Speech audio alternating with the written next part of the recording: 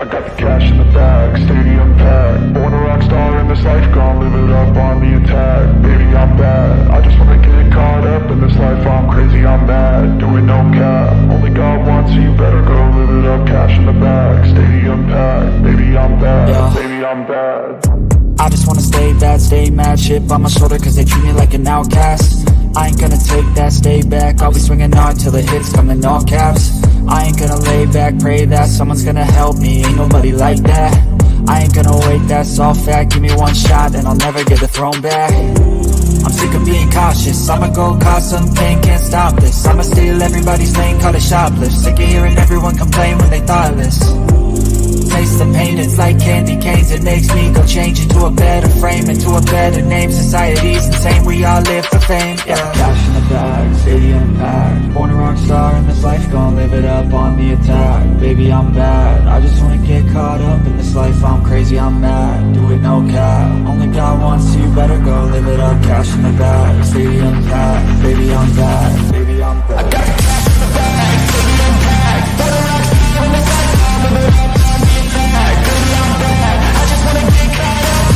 I'm crazy, I'm mad, do it no cap. Only God wants, so you better go live it up. Cash in the bag, stadium packed. Baby, I'm bad, baby, I'm bad.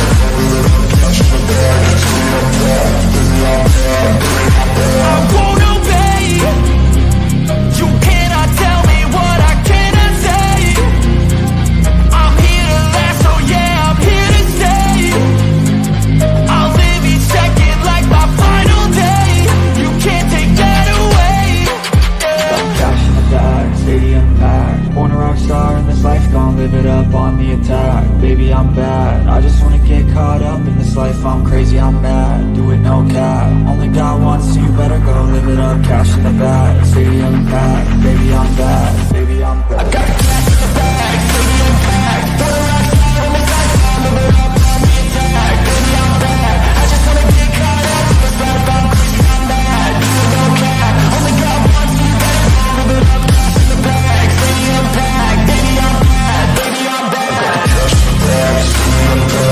rock star in this life.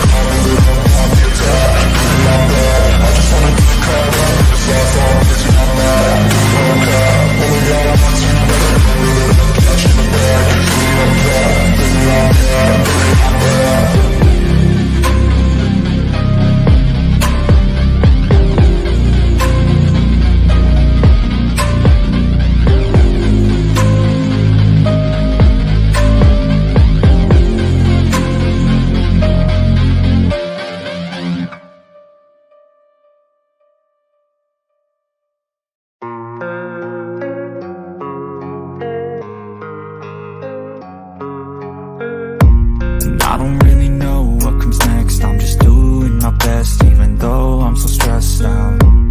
Everything just feels like a test that I fail, so depressed when I can't seem to get out. But something deep inside won't let me quit. I swear that I'm inspired by all this shit. Tell me that I can and I won't. That's what guides me the most. Fuck your lies, I'll do what I want.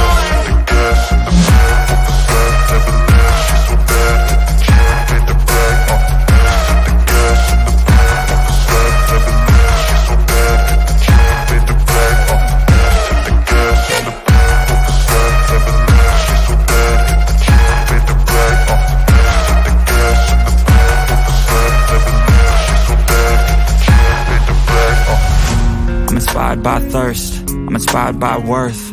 I desire your worst, so you can just hide while I work. I ain't tired, you first. I'll write a second, third verse about the lies you go disperse. You never did shit, I know it hurts. Something deep inside won't let me quit. I swear that I'm inspired by all this shit.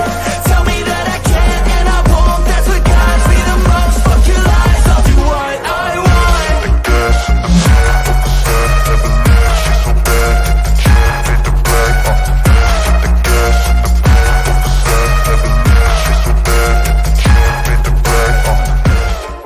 Sports all plays. Whole sports all plays. All sports, all plays. 365, we making up plays. You talking the game, get you to the days. We're high in the court, the dime in the lane. Variety topics, living the same. All presentation, sports information. In the airways, taking the nation. All sport, all plays, like working your faces. Grace at the field, so tie the laces. All sports, all plays.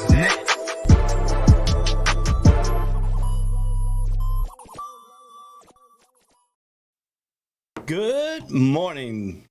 Welcome to the College Breakdown Show, the 3-hour show that takes you all the way up to noon kickoff, but we are down to the nitty-gritty here. The last regular season college football game in Week 15 is the Army versus Navy. We'll be breaking that game down here momentarily. That game is at 3 o'clock this afternoon. And then we'll be talking about the Heisman Trophy. We'll be talking about Deion Sanders coaching change at Colorado to Deion Sanders. The fallback of Deion Sanders.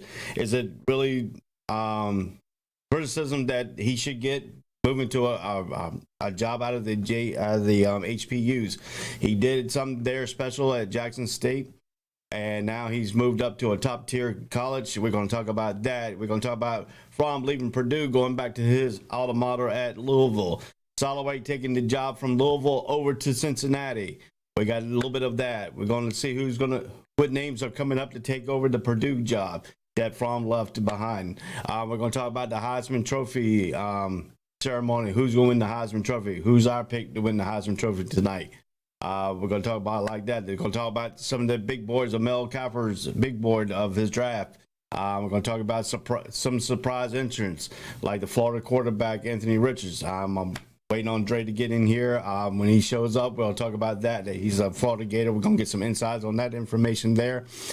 Is Dan Mullen going to be the next coach at Purdue? His name has surfaced up in there, so we're going to be talking about that. And then we're going to be bringing out some our stories about the Army-Navy game as active duty service members. What does it mean to active duty service members of the Florida Navy, the Army and Navy game?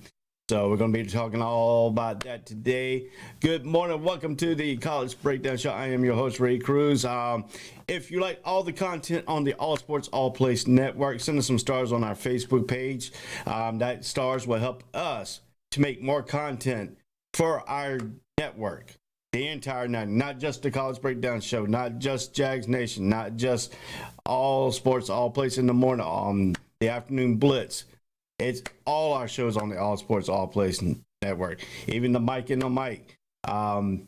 He does a really good job. Mike Hughes, one of the boys there, he does a really good job on the network. He's a very hardworking guy. So does Chris Gonzalez. So does everybody here on the All Sports, All Place Network. We got people on the groups, Facebook groups that we send some of these stuff to. Thank you for letting us send our shows to you to add members to our shows and stuff, and giving your group some benefits of college football, college breakdown shows. All the other shows are on the All Sports, All Place Network that we share to the groups, Facebook groups, the sports club, like the College Ram, like ESPN football. Name some more other groups there, like the Tar Heel groups. The trout rivalry groups that I have with some of the Carolina Duke and NC State fans, the sports club, the college Rams, all kinds of stuff that goes on the Facebook groups. We send these stuff to try to get more viewers on our platform. So, thank you for letting us send it out each and every Saturday. The show here will be coming to an end with Dre. Dre does the college portion of this College Breakdown Show, but we're going to continue the College Breakdown Show every Saturday. Continue on through football. We're going to go into the college basketball area. We're going to talk about all the Big Tens and the Pac-12s and the ACCs and all the conference. Basketball season is already kicked off, but we'll be joining it after the college football season is over. And then we're going to continue the college breakdown shows all the way out through the spring sports, all the way around, and talk about college football all year round here on the College Breakdown Show every Saturday. We might cut it back down to about a 2-hour show so some other people can get some networks, and we'll bring it back to a 3-hour show when college football started back up again. So, all that is taking care of all of the morning business. How is everybody doing? Put it in the chat. You can get on the show with the chats through Facebook, through our YouTube, through our Twitch channel.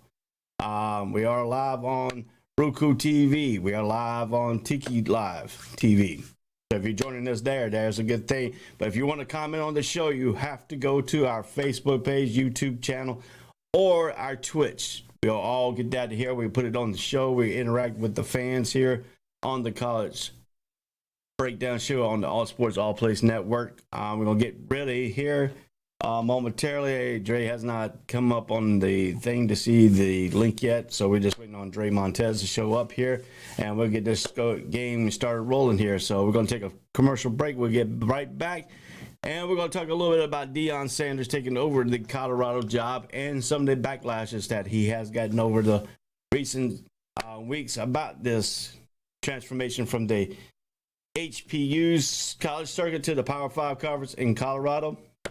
Taking a team that has only had 2 winning seasons in the last 17 years, trying to bring them back to the promised land back when they were in 1990, when they tied with Georgia Tech for the national championship in college football. That's back when they had a tie for college football championship. So we're going to get back to that. We're going to talk about how he can bring Colorado back to the front, and he has some interesting take on that day too. So stay with us on the All Sports All Break. All Sports, All Plays Network on the College Breakdown Show. I am Ray Cruz. We'll be right back after these messages. All Sports, All Plays. All Sports, All Plays. All Sports, All Plays. 365, we're making a plays. You talking the game, get you through the days. We're high in the court, the dime in the lane. Variety, topics, living the same. All presentation, sports information. In the airways, taking the nation. All sport, all plays, like working your faces. Grace at the field, so type the laces. All sports, all plays. All sports, all plays. We on top of our game. All sports, all plays. All sports, all plays.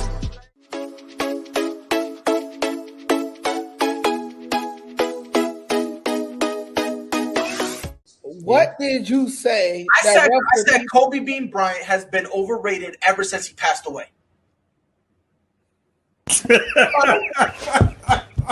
Now, I'd say they could lose about 4, but I don't see them losing 5. You know what I mean? All sports, all plays. All sports, all plays. All sports, all plays.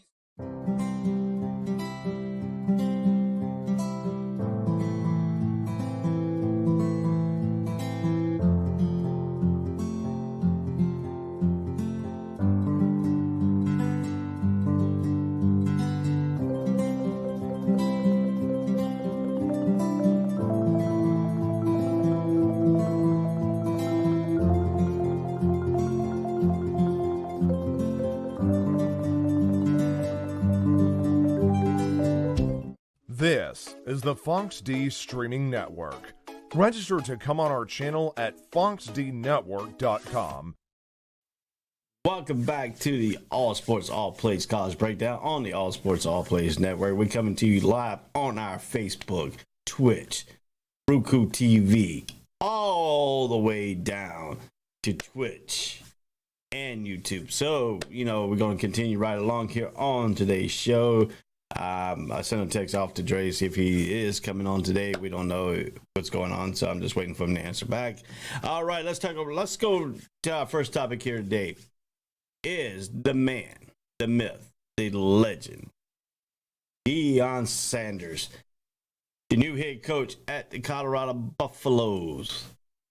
The take on this is this was a good hire by Colorado. My opinion, it was a great hire. You're bringing in Deion Sanders, who has most success at Jackson State University in Jackson, Mississippi, the HPU system. He was there. He only lost, I think, 5 games the whole time he was there. He's won over 27 games, 27-5 as the head coach at Jackson State. Now he's moving up to a little bit of a stepping stone, and I like the way he broke it down into his team at Jackson State. He said, "You're there either to get run out or to elevate yourself. There's no coach graveyards as a head coach. You're going to get booted out, get run out, or are you going to elevate yourself? That's the thing he stated out, and I like the way he stated out that in his thing to his team at Jackson State. Yes, you would like to see Deion Sanders stay there for a good long period of time. We understand that. But you got to also think about, too, he's looking out for himself and elevate him in his career. He got the HPU on the map. They got him a TV network deal. Got him people talking more about him. Now it was time for him to move on. To evaluate himself, to elevate himself. To go to a next job and see what he can do in like a Power 5 conference in the Pac-12. He did not go to a team that is already winning. He went to a team that's only had 2 winning seasons in the last 17 years.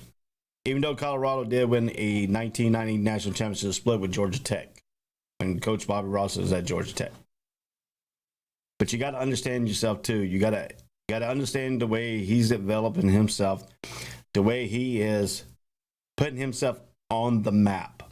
That's the thing that we really are looking at here. He's trying to move up into coaching legend. He's trying to get up in there. He's trying to carry it now. He's got to establish a program that's been broken. Has only had 2 winning seasons in the last 17 years. So now he interviewed for the job. He got the job. He stated, got there. He put it point blank. He went to the team, the Colorado football team. The players there were still there. He told them, if you're not coming to work hard, you might as well just get in the transfer portal. Pack your luggage, get in the transfer portal. He even told him that he's bringing 10 players. He's got 10 players on his way. Joked about his son, that he's got to earn the job.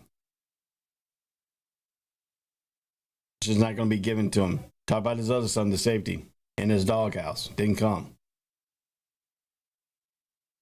This is the guy that you got to look at. Can he take that success that he had at Jackson State and do it and translate it into Colorado? And I like the way he put it there, too, because one of the guys asked him, point blank, what is your timetable? And I liked his answer. His answer was very, very nice and very elegant. He says, I don't set a timetable. When it comes, it's going to come. It could be 1 year, it could be 2 years, it could be 3 years. But when you know it's here, you will know it's here. Talk about, hey, I like the city, I guess the low crime rate there in Boulder, Colorado. He liked the way the city looked. He liked everything about the city. He liked the athletic director.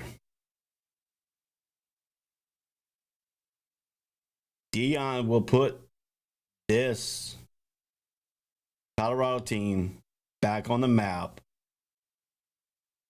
He will start getting recruits coming up there.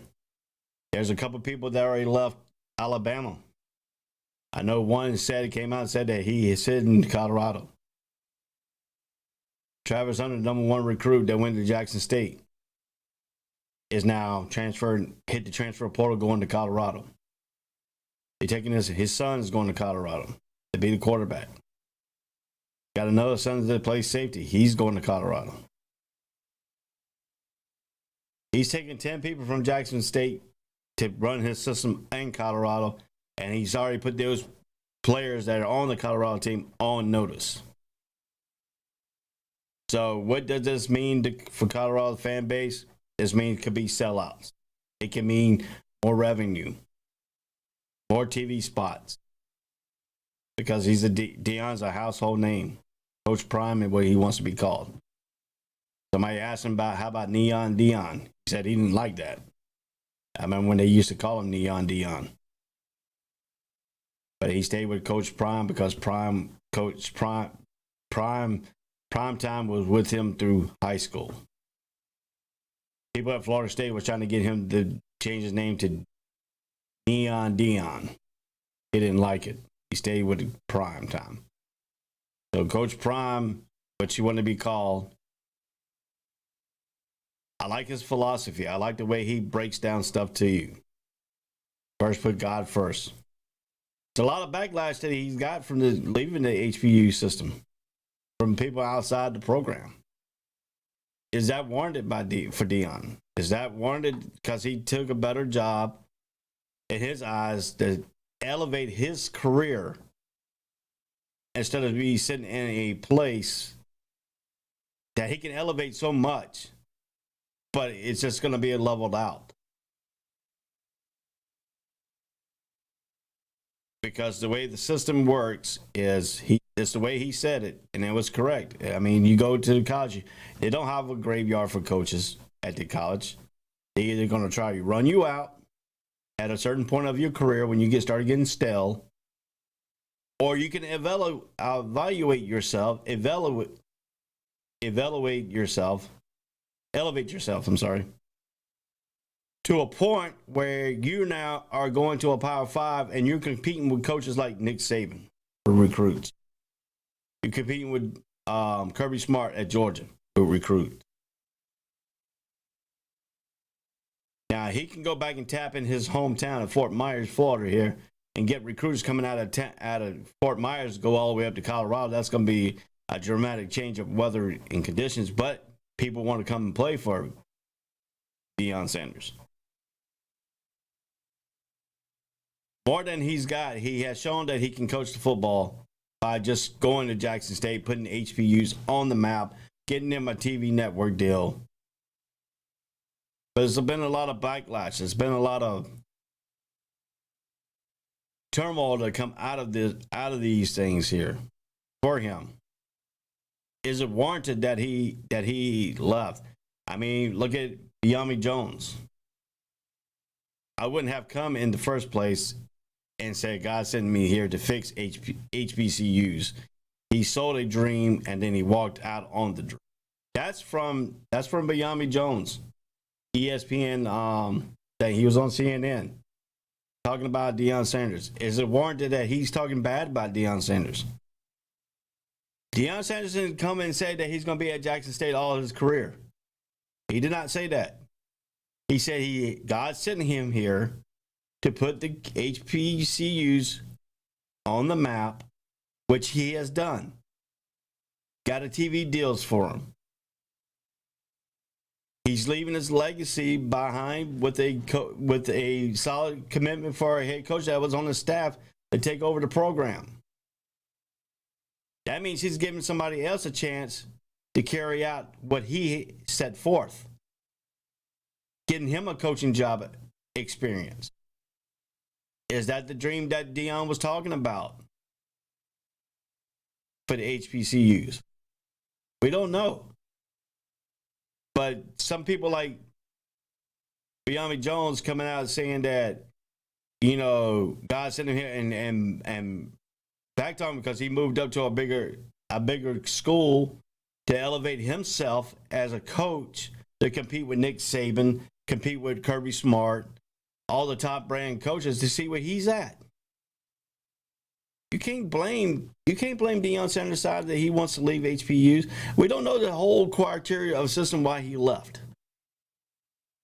There have been reports that people stole his credit cards while he was coaching the game. There were talks that Jackson State didn't give the football program the money that they promised them for the football program. There could have been other factors in this decision for him to leave, but just besides being there for football.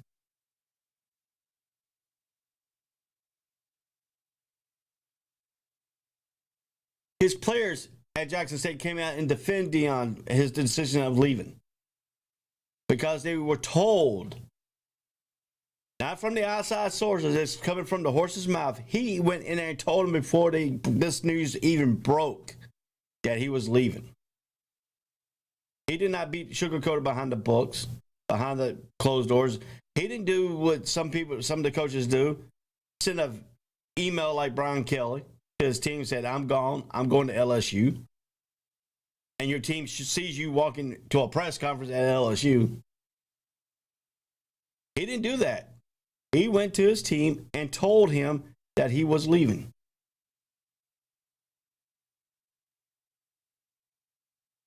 So if you're really going to put, pressure on him and question why he's leaving, he's better himself to compete with teams like Alabama, Georgia. He wants to see what himself as a coach can do at a program that is hit rock bottom like Colorado.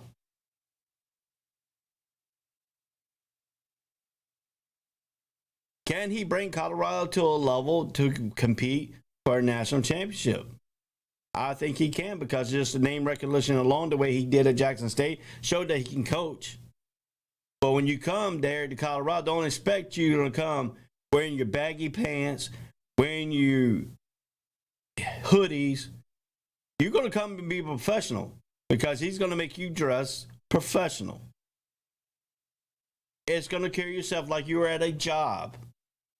He is teaching these young men how to be professionals.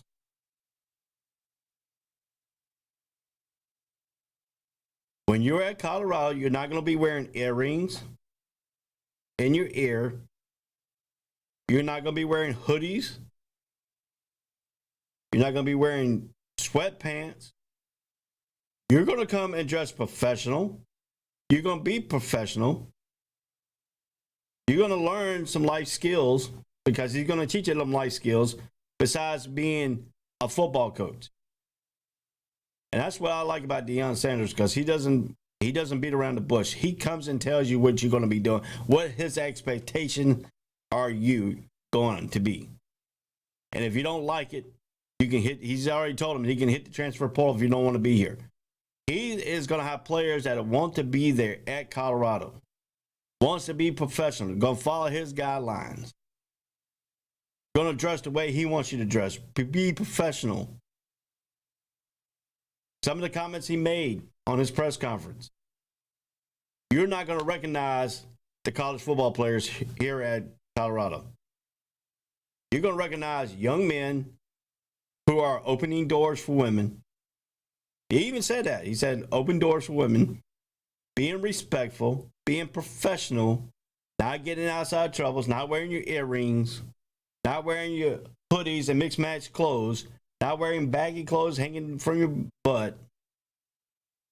You're going to dress professional. You are going to be a professional, because your reflection of Colorado football will be professional. That is something that is honorable, and you can say about Deion Sanders.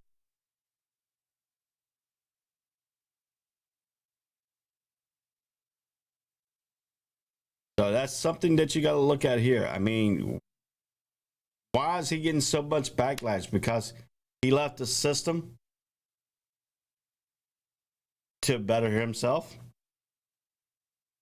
to put himself in a better situation, or put himself where he wanted to be.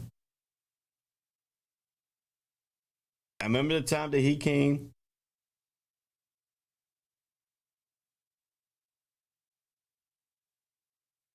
I understand the time that he came in when he was at Jackson State. He didn't say he said God brought him there, but they didn't tell him how long he was going to stay. He left that open date open. But he still get criticized because he left the HBCU system.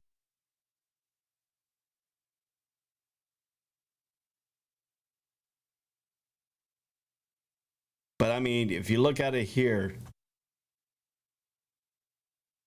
and some of the key quotes here, some of the things he said in his press conference to his team was, I found a little bit of a comment here. A coach gets evaluated or terminated. It ain't no in between. The hardest part about the whole thing is these young men, coaches, admin, trainers, equipment team, photo team, video team, housekeeping, security, the Johnny T-shirt fans, the alumni, the friends, whoever that were truly a blessing to our program. Colorado, it's time, baby. Let's go. That's the thing he said to the Jackson State team.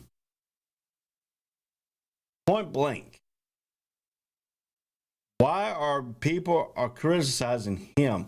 And if you want to comment on this, you go ahead and come on into Facebook, come on into Twitch, come on into YouTube. Comment. I'll put the comments up there. We'll have a discussion about this. But right now, this is a time to reflect what Deion Sanders has done at Jackson State to what we have now seen here going to Colorado. Elevating himself to a next tier program. Moved him into a Power 5 conference, the Pac-12.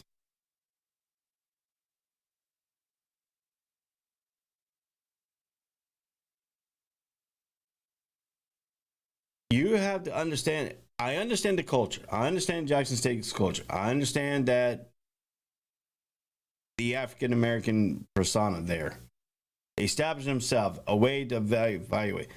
But aren't you happy that he got a Power 5 coaching job? That is now putting a tier up for him in the black community in coaching, working his way up the ranks of the coaching ladder at a Power 5 school.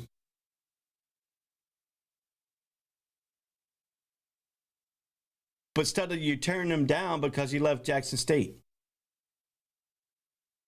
But Yami Jones turned him down. Not really giving a valid answer to why he's turning him down. He should be happy for him. Because what he did was he left Jackson State with a recommendation to the administrator to hire one of his assistants, who's also African American, to get him coaching experience. Now, he might be there for a while to evaluate himself, to elevate himself, but is leaving a legacy of Deion Sanders provocating for another African American to take his place at Jackson State. To continue on the tradition that he's already started. That is a legacy that you're leaving. You're leaving the elevation, the other person, to elevate his career into a person from going from an assistant coach to elevating himself as a head coach. You should be happy for him. He didn't go and leave Jackson State and say, hey, I don't care who your next coach is. He left Jackson State and put his name in the hat for assistant coach on his staff to stay, to take over the job. Now it's up to the administration to hire him because they got to go through a hiring process. But he did leave his recommendation who he wanted to take his spot.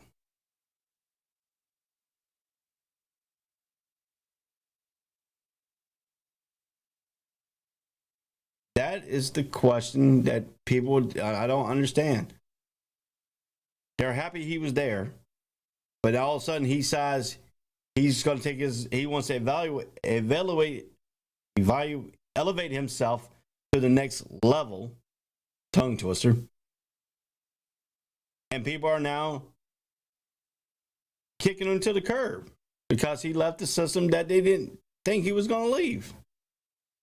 I don't know what put him in the idea of that situation, but it did. It put him in the situation where he's going to get, well, I can say shitted on because he not stay in the system that they want him to stay in for a long time. Coaching is not like that, and he said it the best. You either elevate yourself or you get terminated. Or they're going to try to find a way to force you out at a certain point in your career. Coaches don't have a deathbed. Not like back in the day with Joe Paterno at Penn State. He got fired. Coach Bowden got ran out by Jumbo Fisher. They forced him out.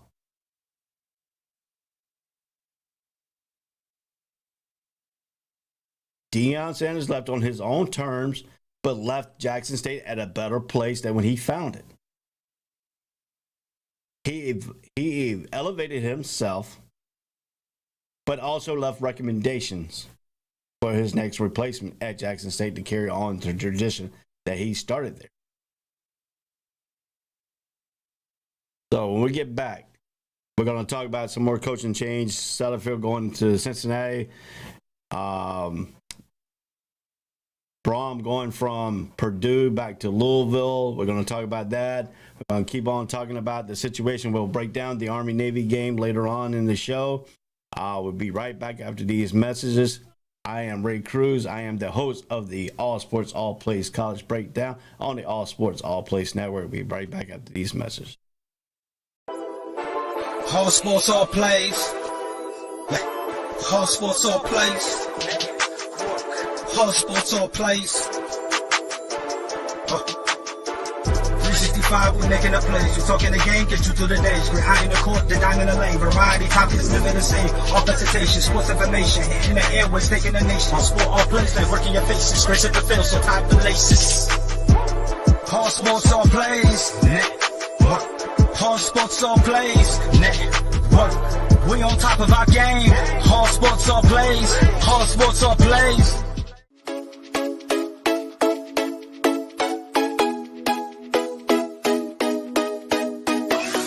What did you say? I said Kobe Bean Bryant has been overrated ever since he passed away. Now, I'd say they could lose about 4, but I don't see them losing 5. You know what I mean? All sports, all plays. All sports, all plays. All sports, all plays.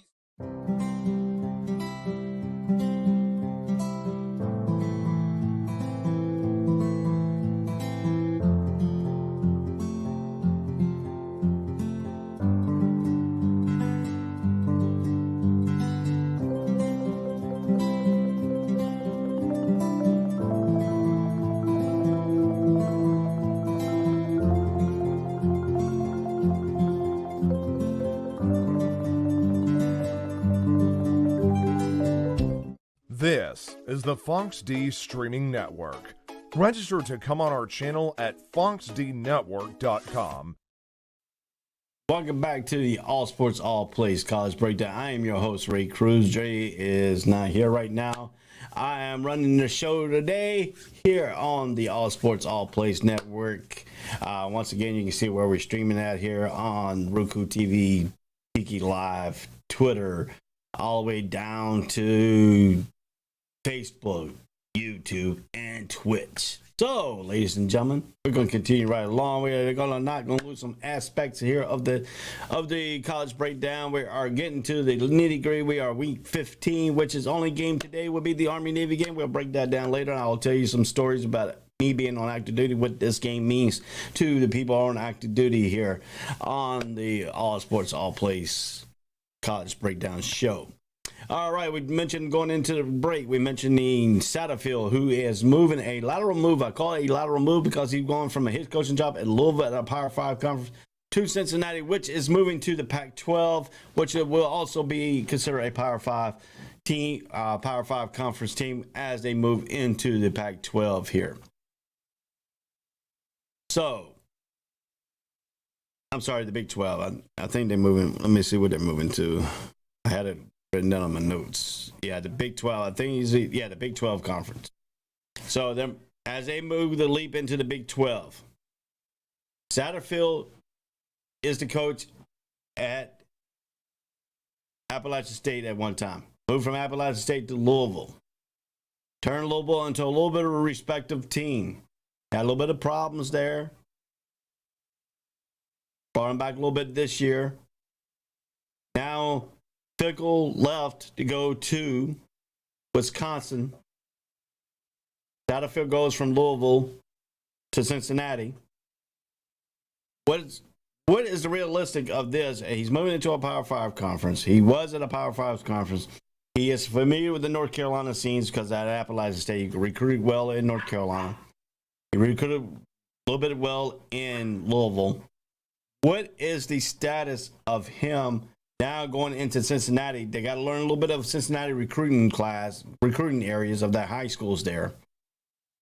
So what is the realistic if you're looking at 3 to 5 years with him as the head coach? I mean, Fickle in 2021 established himself in the college playoffs, established himself as a Power 5 roster and American Conference, got him into the playoffs in 2021. What kind of contain, because if you look at it, he didn't win the ACC. So, oh, my boy, my man. Oh, he's popped on. Ladies and gentlemen, I got a treat for you today. The man, the myth, the legend himself. The podcast, the Who's to Blame podcast. The man with the most stylish looking hair. Looked like the Godfather of Soul. Yes, I am talking my main man, Mr. Dre Montez. Good morning. How we doing, boss? How we doing? Doing good, doing good. Go Navy, go Navy, go Navy. That's right. We are Navy veterans. So if you think you're going to get some Army views, Not today. You're wrong, boy. But we're going to talk about us. We're going to talk about our story. We're going to talk about our stories on active duty about the Navy Army game later on. But I want to get you to tell you, I talked a little bit about Deion Sanders and his job at Colorado taking, and the expectations that people are now saying that giving him criticism. Is the criticism warrant for Deion leaving the HBCU system? No, I think what he did was exactly what he said he was going to do at the initial point of getting the job 3.5 years ago. It was a stepping stone. It's all about a process. He was not staying in no Jackson State, no 5, no 8, no 10 years. He was waiting on the next stepping stone. He told everybody that in the initial process of getting the job. The criticism came because people didn't listen. It's like when we lose our favorite athlete. They get traded to a rival team. We get in our feelings. We've all have been there. When we try to dictate a player or a coach's maneuvers that don't go our way, we get in our feelings. When things don't go our way, sports fans and people in the media get in their feelings because they're not doing what we wanted them to do. Yeah. But I mean, now I like the way he said the stage because he told his team back in October, I guess, that he interviewed for a job before everything has broken out. Yep. And I like the way he put the comments of elevating or get terminated. There you go. So now he went to Colorado, and I like the way he told the team there. He says, if you're not going to get with the game plan, you can hit the transfer portal. He's bringing luggage. He told him straight out he's bringing 10 players with him. There it is. Bringing luggage. There's more on the way. Not just players, coaches are coming. This thing was well orchestrated, man. When you have the reach and the proof is in the pudding, people are coming. They want to be a part of this. Look at all the great coaches throughout sports. Look at what they built and look what they did when they went beyond it. As much as people talk shit about Nick Saban, look at the people that coached under him. And look at what they're doing. Just like Coach K, Bobby Knight, all these great people put people up under them because they knew what they were doing. They're preparing these people for something that's bigger than what they thought was coming. They're not just playing football no more. They're saving lives. They're restoring lives in communities. Ain't about coaching no more, X's and O's. This thing is bigger than that. Yeah, I understand that too. But now, the Beyonce Jones comments on CNN all the way down to Stephen A. Smith criticizing him, saying God told him this and that. But he never, when he took the Jackson State job, he said he never said how long he was going to stay. Yeah, nobody does. It was an open date. It was an open date stance. He did what he needed to do to elevate the HCPUs up to where they got a TV deal, all the way down to where he's now naming his successor if they decide to take it. I mean, he's in consideration. Right. But to keep on his tradition. Yeah. I mean, before Deion, it was probably maybe 100 to 200 people going to HBCU games. Maybe. All of them don't sell out. The attendance is horrible, horrible. There's no television coverage. The only coverage you get from HBCUs if you follow that particular school or program or player through Black Twitter or YouTube. There's a page now on ESPN.com that now covers the sports. Don't know it's because of ESPN, but I know the viewership has been growing in the past 4 years anyway when it comes to HBCU sports. The only game we were getting was just Grambling playing Jackson State every year. That was the only game we were getting every year. No, we're probably getting 2 games a year at HBCU. That's it. But for the first time, they actually showed the entire halftime show. ESPN Game Day went to the HBU to start off week 0 down in Hotlanta. The steps and the ladders, the dotting the I's and crossing the T's that have been achieved in HBCU sports has not just been about one school. It's been about everybody in HBCU getting exposure. And it's only going to be better. And they are now considering a real honorable TV deal that makes sense. People want to see their relatives and their kids and their former players and teammates on TV. Everybody can't go to the game and watch them play. Be nice to see them on TV. Television exposure is something. That's your daddy's son. Look, Mama, I did it. That's a proud moment. But to go to 4 schools that get national TV exposure once a year, horrible. Yeah. Horrible. But it's getting better. I mean, he did bring Jackson State here to Jacksonville, and they got about 60, I think it was like 54,000 people in the stadium when they were here in Jacksonville. So, yeah, I mean, HBCU games are fun. There's a lot that goes on. The game on Saturday, but the celebration starts Wednesday afternoon. Right. The food is phenomenal. The pre-party, the post-party, the atmosphere, the music, the clothing attire, it's a whole different. You got to dress up like you're going to a hip-hop award show. You're going to change clothes at least three to 6 times if you go to HBCU game. Because you're kicking it. You're just not going to the game Saturday. Hell no. You got Thursday, at least. It's an experience. It's like NASCAR. You're just not going to the race. It's an experience. Yeah, I mean that's a lot of things you got to look at too. And then let's move a little bit here now to Satterfield going from Louisville to Cincinnati with Luke Fickell going to Wisconsin. They left the opening. He took the opening. So now Satterfield continue the success Luke Fickell had at Cincinnati, but just his name recognition alone coming out of App State, going to Louisville. And now you got 3 to 5 years. You got to get them ready for the Big 12 because now they're moving into the Big 12. Where do we see this stand? Well, I want to see what he's bringing to the table. We got to wait till the transfer portal settles down and see what's going on when it comes up to the bowl situation. Who's going to play? Who's going to the NFL? There's a lot to figure out. Before I came on the show, I was just thinking about this. As a Florida football Gator fan, technically, my football season was over before Halloween. And that's sad. Yeah. That's sad. That's right before the week before the largest outdoor cocktail party, Florida football season was over. Yeah. That's horrible. That's a sad moment. I wanted to cry this morning when it really sunk in. I wanted to cry. I wanted to put all my orange and blue on and cry and watch Crocky, that horrible alligator movie. Oh, dude, that is something. But I mean, the situation you got here with this is Cincinnati had Tumblefield, then Luke Fickell took over. Now you're getting Satterfield. Satterfield was with Appalachian when they won, or did he take over the year after they beat Michigan? I think the year after. I think he's the year after. But I mean, he led Appalachian State to a good season, and he got to Louisville. Was okay at Louisville, not the dominant force that he wanted to be at Louisville.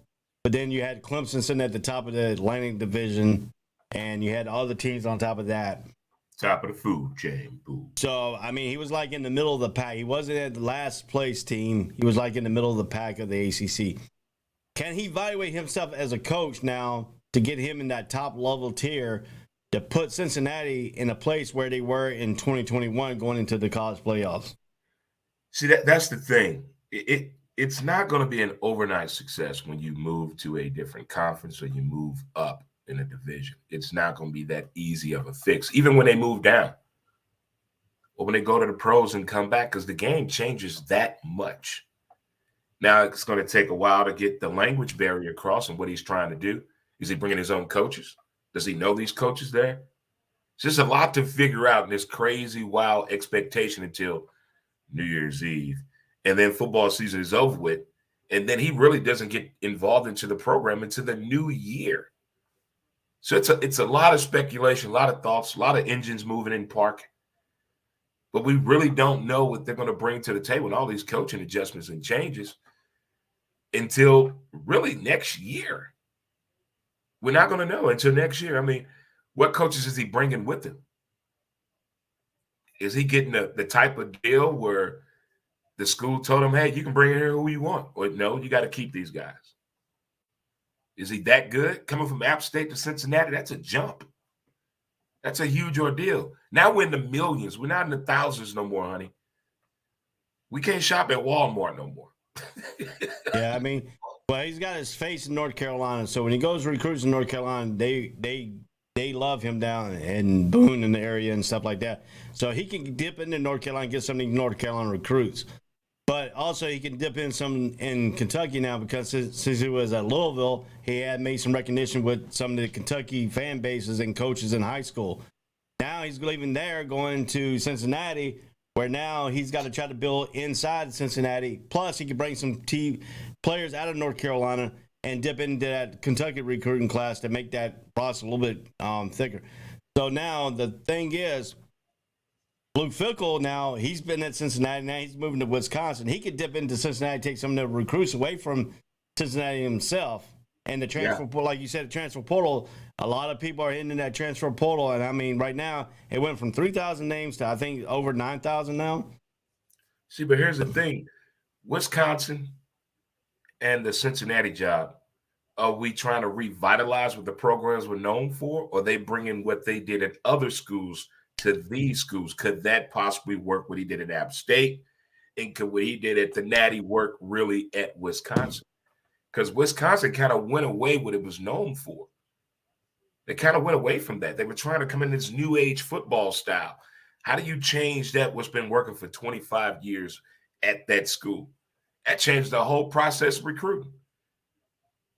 So those guys who felt the pedigree need for Wisconsin, now Wisconsin don't fit them no more. So that changes everything. That takes time when you try to change a football program what it was known for. Can you imagine what Notre Dame went through when they said, hey, we're going to throw the ball a little bit more now? What? We've been running 85% of the time for 182 years, and now you want to change it? But now I think that barrier has been broken because all these new offensive schemes in college football, we want to see more of that. Air that thing out. Well, mention that in the offensive philosophy, Wisconsin is going to change even more because now they just hired Longo out of North Carolina, and you know he's a wide open spread type offensive guy, so that's going to even change Wisconsin even more too. So now you got to figure out, do they have the players on the team now to fit that system? I don't think so. I don't think they have that players to fit the Phil Longo system. So they got to go out and get these players, and now you got to readjust your recruiting style. Mm-hmm. Not just going to get a running back. You got to go out and get some skilled players and a wide receiver. You got to get a quarterback who can throw the ball or pull it back and either run the ball. Phil Longo's system, you got to have a running quarterback really to effectively run his system. RPOs all the way down to running back, all the way down to your wide receiver. And you got to have like 6 or 7 wide receivers on the field at most of the time for his philosophy. So how does Luke Fickell, even though Phil Longo and Luke Fickell are good friends, how does he mold that system in Wisconsin system? See, that's the thing. I don't think that coaching philosophy and style is fit for the conference that Wisconsin is in. It doesn't make sense to bring that shit there. That's a different type of football. I mean, I can understand what Wisconsin is trying to do, but what the competition has been doing for centuries works in that division, that conference. But the one thing he has going for him with that television deal, more exposure, more kids are coming, more Power 5 guys, more 5-star recruits that are ready to play, more skill set people, more people that are ready to play right now with raw talent coming right out of high school. Don't redshirt me. I'm ready to get this thing done now. How long are you willing to wait? Because if you get 2 losses in college football, the fucking season's over. Yeah. When you're a school like Wisconsin, you can't lose 2 games no more. It's a wrap. So you got to make whatever you're doing make sense, make it applicable, and make sure the players get it as well as the coaches. You can't have one person on and 112 people on a different page. It's not going to work. And let's talk about this guy right here. Jeff Brom is going to Louisville. Good He's leaving call. He's leaving Purdue, going back home. Mm-hmm. What does Purdue do after, as a head coach? Did he go after Dan Mullen? His name's been mentioned twice up there. If his wife keep kissing all the players, hire Dan Mullen. If she stop kissing the players, she kisses every damn player in the mouth. But, we know what Jeff Brom did at Purdue. Made him into a physical team. I think what he did in college, what he did as a coach, speaks volumes to young kids. I mean, that's some credibility. That's like the coach out of App State going to the Natty. That speaks volumes. Look how long he stayed there. Look at his accomplishments. That's some shit that parents are looking at. Parents want a relationship with the coach. Even though the kids are leaving in 2 years, we're cool with that. We're fine with that. But the commitment itself, the initial 7 seconds, the attraction stage, looks good. I like what he did. Where you from? Where you from? Where you from? Going home. Louisville. Love it.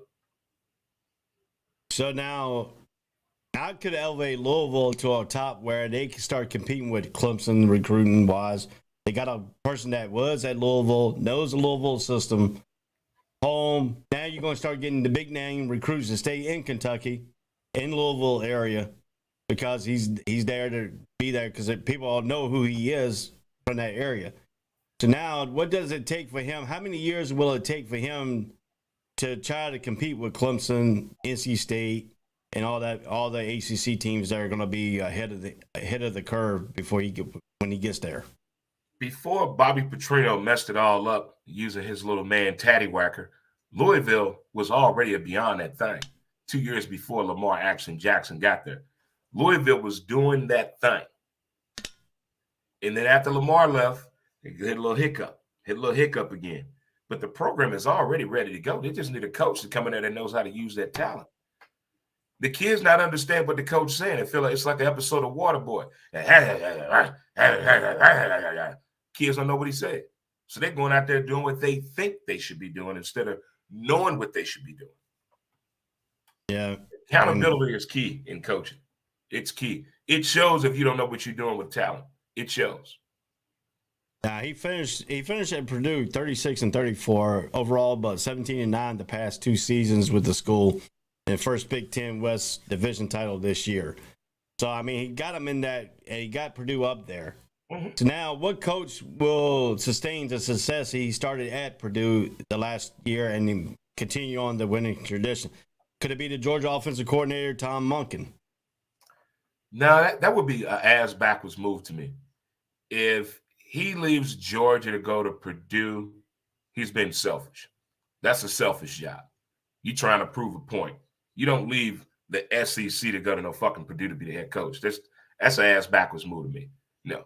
I want to see some of these younger coaches moving up in the rank and these position coaches moving up in the ranks in collegiate football to really bring about this new offensive threat and defensive scheme with all these skill set players coming out of these high schools and these private schools and only these football-only schools to really utilize their talent the right way. And these young coaches can see that. It's a lot of young coaches out here, not just on the D1 level, D2, D3, JUCO, HBCUs, that have the tenacity and the desire and the actual understanding how to pull off what they want to do with players that have that high, not even a high IQ, but an understanding of an offensive scheme or defensive scheme.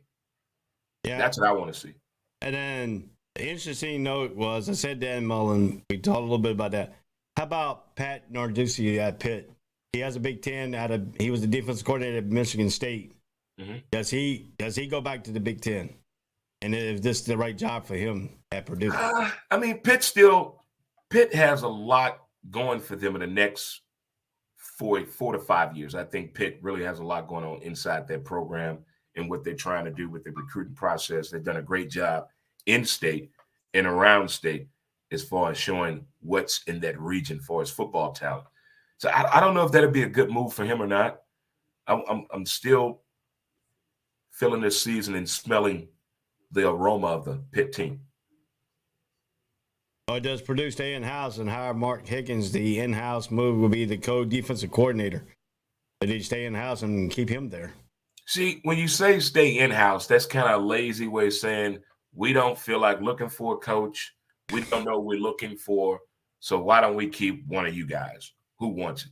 See, that sounds like an apology, like my mama told me to tell you I'm sorry for hitting you. I never apologized. See, that's what it sounds like. And they said we're gonna stay in-house. Now, damn that. But if it's somebody that can fit that dean and has the relationship with the student body athletes, keep him. Keep him.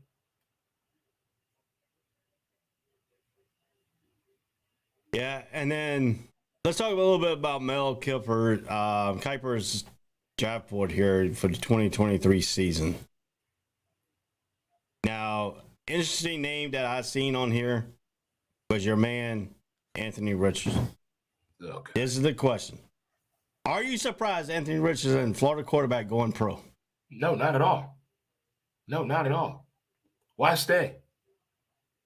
We can do classes online now. Why stay? Why risk being injured? Why risk being stuck if I have an injury? Why risk that, being stuck? There's no worse feeling than a talented athlete getting hurt and getting stuck. I think it's a great move. Now, I don't know what position he's going to play, tight end, receiver, or quarterback. I don't know. Well, Mel Kiper right now has got him ranked number 19 on his draft board. Well, with hair like that, I always love listening to my Mel Kiper Jr. I love him. His quarterback rating is 70.6 QBR, 35th in the country. He has thrown 17 touchdown passes and 9 interceptions while running for 9 scores. Could be better. So now, you said he could either be a running back, wide receiver, or tight end. Does he do a Tim Tebow and say, no, I want to be a quarterback? Different type of throwing style. Totally different. Tim Tebow, I blame his first coach in the Philippines who taught him how to throw that football that way. I blame that motherfucker. But with Anthony Richardson, no, he has hands. He can see down the field. Great football IQ, great footwork. The only thing with the throwing is the understanding of the defense. That's the only learning curve. The speed of the game. There's a glitch if you're the quarterback in the NFL. Now, if I was Anthony Richardson, and I know I'm going to put myself in the NFL draft, do you think he calls Peyton Manning and try to get in his Peyton Manning quarterback club to see if he can pick Peyton Manning's mind, how to look at game film and look at the defense and learn how to pick apart these defenses that they're going to see in the NFL? I wish the NFL would hire him. I mean, ESPN would hire him back, but John Gruden was really good at that. I love when you get in there and do the Gruden film work with him, because Gruden could really understand a player feedback and see if they really get this job that they're about to do playing quarterback. You know, Peyton, it took him a while to understand defense, but thank you, Ted Marchibroda, for getting him to understand the philosophy of being a quarterback and how important it is to understand the defensive coverage. Now, that part, if Peyton wants to get that understanding with him, I like that. But it's nothing you can understand the NFL defense. If you've never done it before, never understood a defense in football, and you're trying to go to the pros and you want to play quarterback, it's going to take a while. It's not an overnight sensation. Yeah, and if you look at this too, now I'm surprised at two things I'm surprised about Mel Kiper's list. Will Levis comes in at number 3, and Bryce Young comes in at number 4. all the stuff that Bryce Young has done at Alabama, won a national championship, done all the things he could do.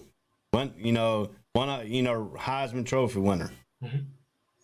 Why is Will Levis in his mind overranks Bryce Young? And Will Levis has not really done anything except put Kentucky in the top 25 and knocked them out this year. So I mean, it's far as reading the defense, getting rid of the ball, and understanding how the turnover affects your maturation rate when scouts are looking at you. That's all it is. CJ Ladd, he got over patting the ball. He got over that. He got over tapping his toes. He got over watching the receiver all the way through the route, throwing the ball to him. But now he got back comfortable with holding the ball a little bit too long. That's all it is. Like the guy in Kentucky, he kind of reminds everybody of Mike White. He gets rid of the ball. He gets rid of the ball. Nobody wants you to hold the ball as a quarterback. Throw the fucking ball. Now they are saying the comparison to Levis is Matthew Stafford. That's horrible. That's a horrible comparison. But then if you look at the QBR rating here, Levis is 60.3 QBR, ranked number 61st in the nation. And then on the other hand, you got Bryce Young, who's 83.7 QBR, ranked 8th in the nation. Numbers are just a distinguishing factor when it comes to getting prepared for the draft. It's all about numbers now, kids. It's all about numbers. A tenth of a second and 2 seconds is a big difference. Now, if we look at it too, the knock on Bryce Young, why are we keep saying the knock on these people? Because he's only 6 foot tall. Yeah. Drew Brees is 5'9". They call him 6 foot, but he's only 5'9". Because I'm taller. I'm an inch taller than him, and I can prove to the point because I seen Bryce Drew. I stood up next to Bryce Drew, and Drew Brees at our USO event when it was in Afghanistan. And I'm an inch taller than him. I'm only 5'10". But what he did in the NFL, size should not be a matter no more. That's what she said. But it's 2022. They want to see how tall you are, what you're working with. I'm 6'2". I'm not a prototypical quarterback anymore. I'm short to be a quarterback. They want you to be able to see over the line. Drew Brees used a rare trick that nobody can possibly do. He used a hole in the bottom of his helmet to see over the line and throw the ball to his target. Nobody's going to be able to do that no more. But show me somebody since Drew Brees that's in the short-ass people club that's NFL quarterback. Go. I'm going to wait.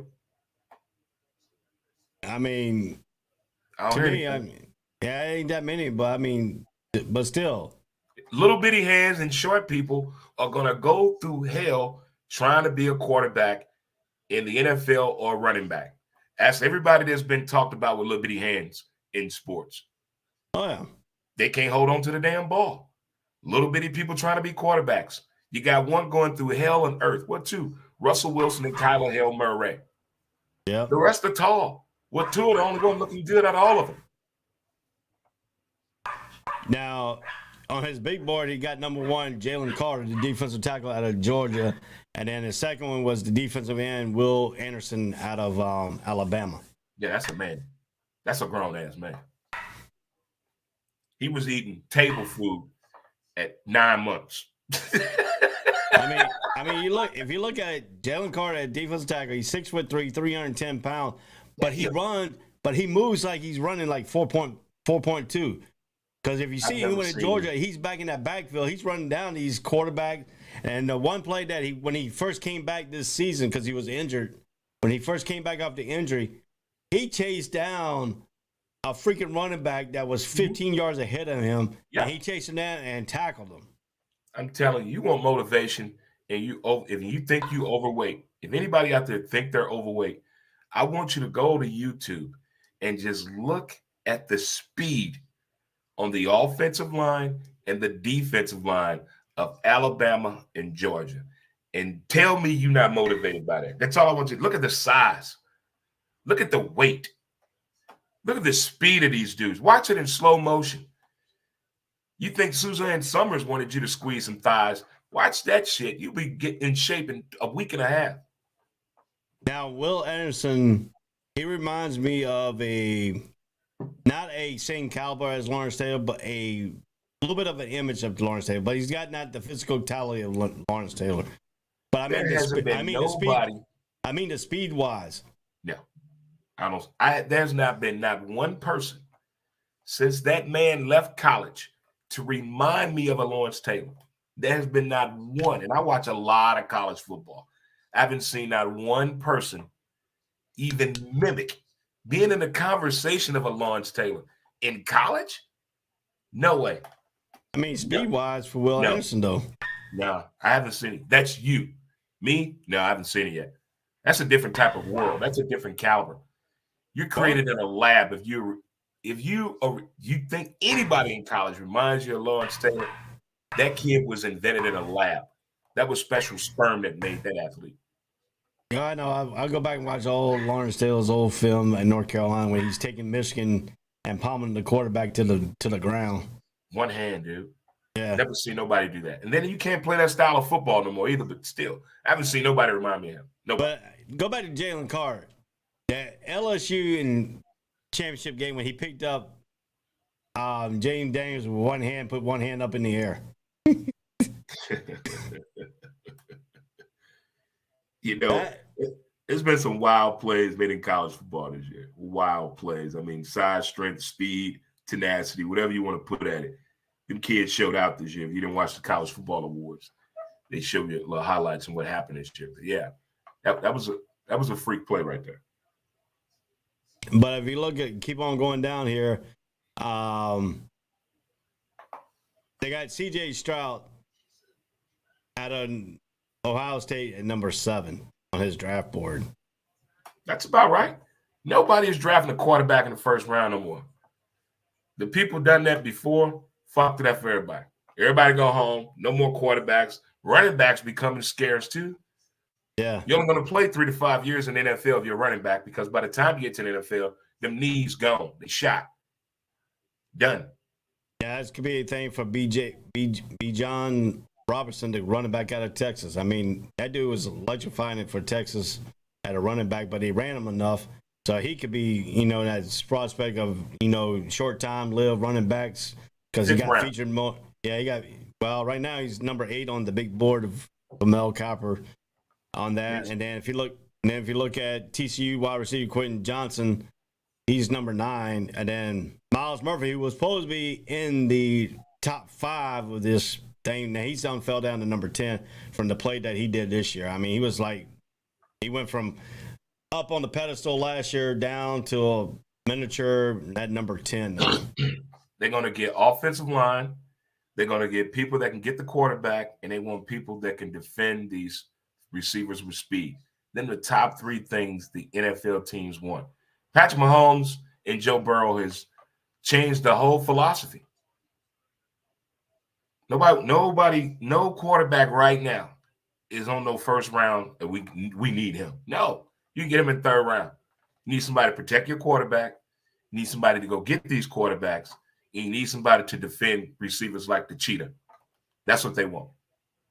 Now, the one wide receiver interesting to me is the 5'10", 172-pound Zay Flowers out of Boston College. The dude was electrified in college. Can he produce that same way, even though he's at only 5'10", 172 pounds in the NFL? Hell yeah, slot receiver written all over that. The short receiver has already been solidified. They can ball. They have speed. They're gutsy. And since the way the game has changed, they can really do well and excel well. But I like Marvin Harrison Jr., bro, for his receivers. He number 1 on anybody's board. That dude is that deal. He may be the first receiver to go in the NFL, the very first pick. Not the number 1 pick, but for his position. He's going to be the first receiver taken off the board. I think he's a freshman this year. I think he has to wait 2 more years before he can come out. Hell no. This dude is a sophomore or a junior. Is he? Not a freshman. Marvin Harrison Jr. is not. There's no way that kid a freshman. Oh, he can't come out until after next year. See, 1 more year. We ready? Got 1 more year of college.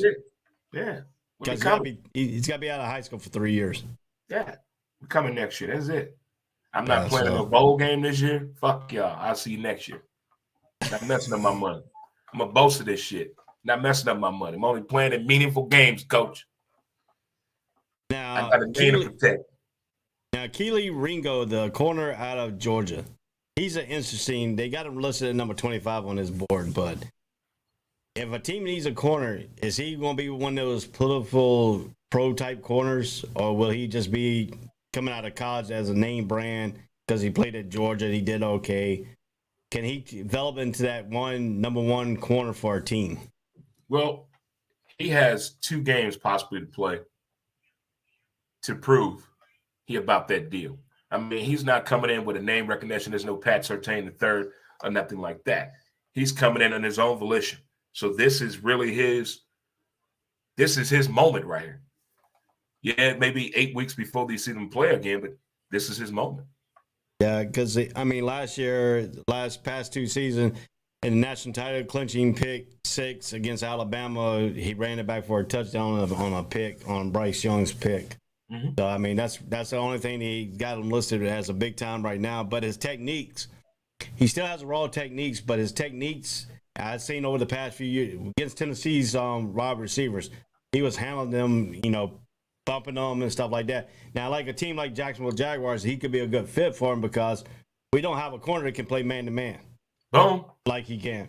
So, I mean, that's why, I think that his raw skill, size, and speed can help a team like Jacksonville Jaguars. Size, skill, and speed. All the attributes that women out there looking for this holiday season. Yeah. But when we get back after the break, we were going to talk about the Heisman that's going to be on display tonight. Who will win the Heisman? The question is, who will we pick to win the Heisman? Will it be coincide with most people think it's going to be, or will it be a surprise? When we get back to you, we'll let you know what we think and why we think what we think. What the fuck? Yeah, see, you didn't understand that, did you? Gotcha. Guys got you thinking now. That was a tough one. But I am Ray. This is Dre. We on the All Sports All Plays College Breakdown on the All Sports All Plays Network. We'll be right back after these messages. All Sports All Plays. All Sports All Plays. All Sports All Plays. 365, we making a plays. We talking the game, get you through the days. We're high in the court, the dime in the lane. Variety, topics, living the same. All presentation, sports information. In the airways, taking the nation. All sport, all plays, they working your faces. Grace at the field, so tie the laces. All sports, all plays. All sports, all plays. We on top of our game. All sports, all plays. All sports, all plays.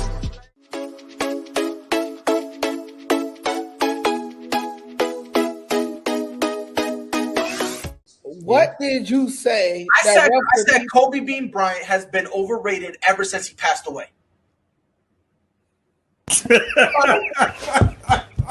Now, I'd say they could lose about 4, but I don't see them losing 5. You know what I mean? All sports, all plays. All sports, all plays. All sports, all plays.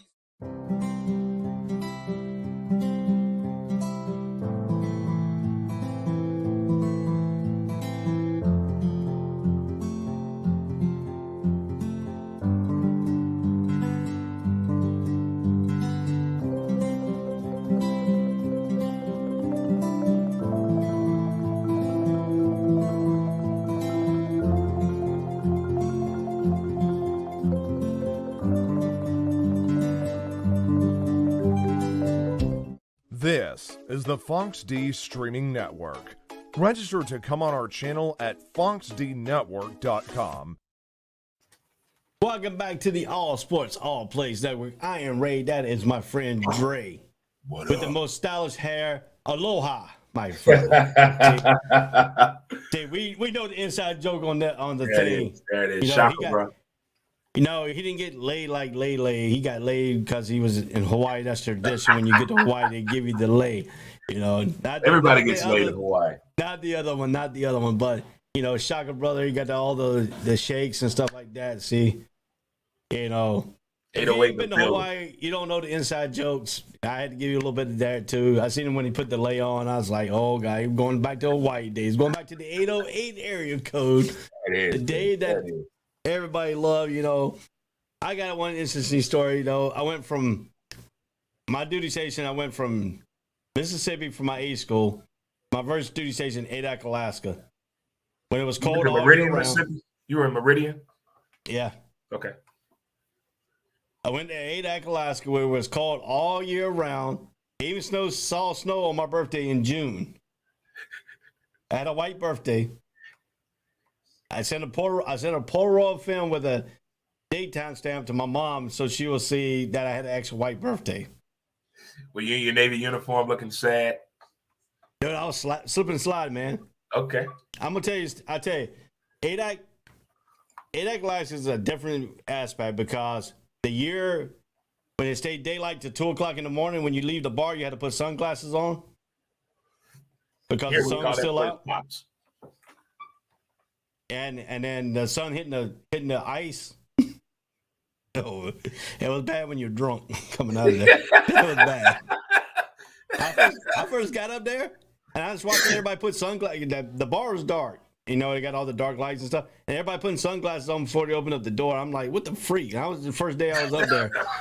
I'm getting drunk to open up this door. I thought I went to heaven. It's just the way the glare of the lights coming off this thing. And it was interesting because the bar was up on top of a hill.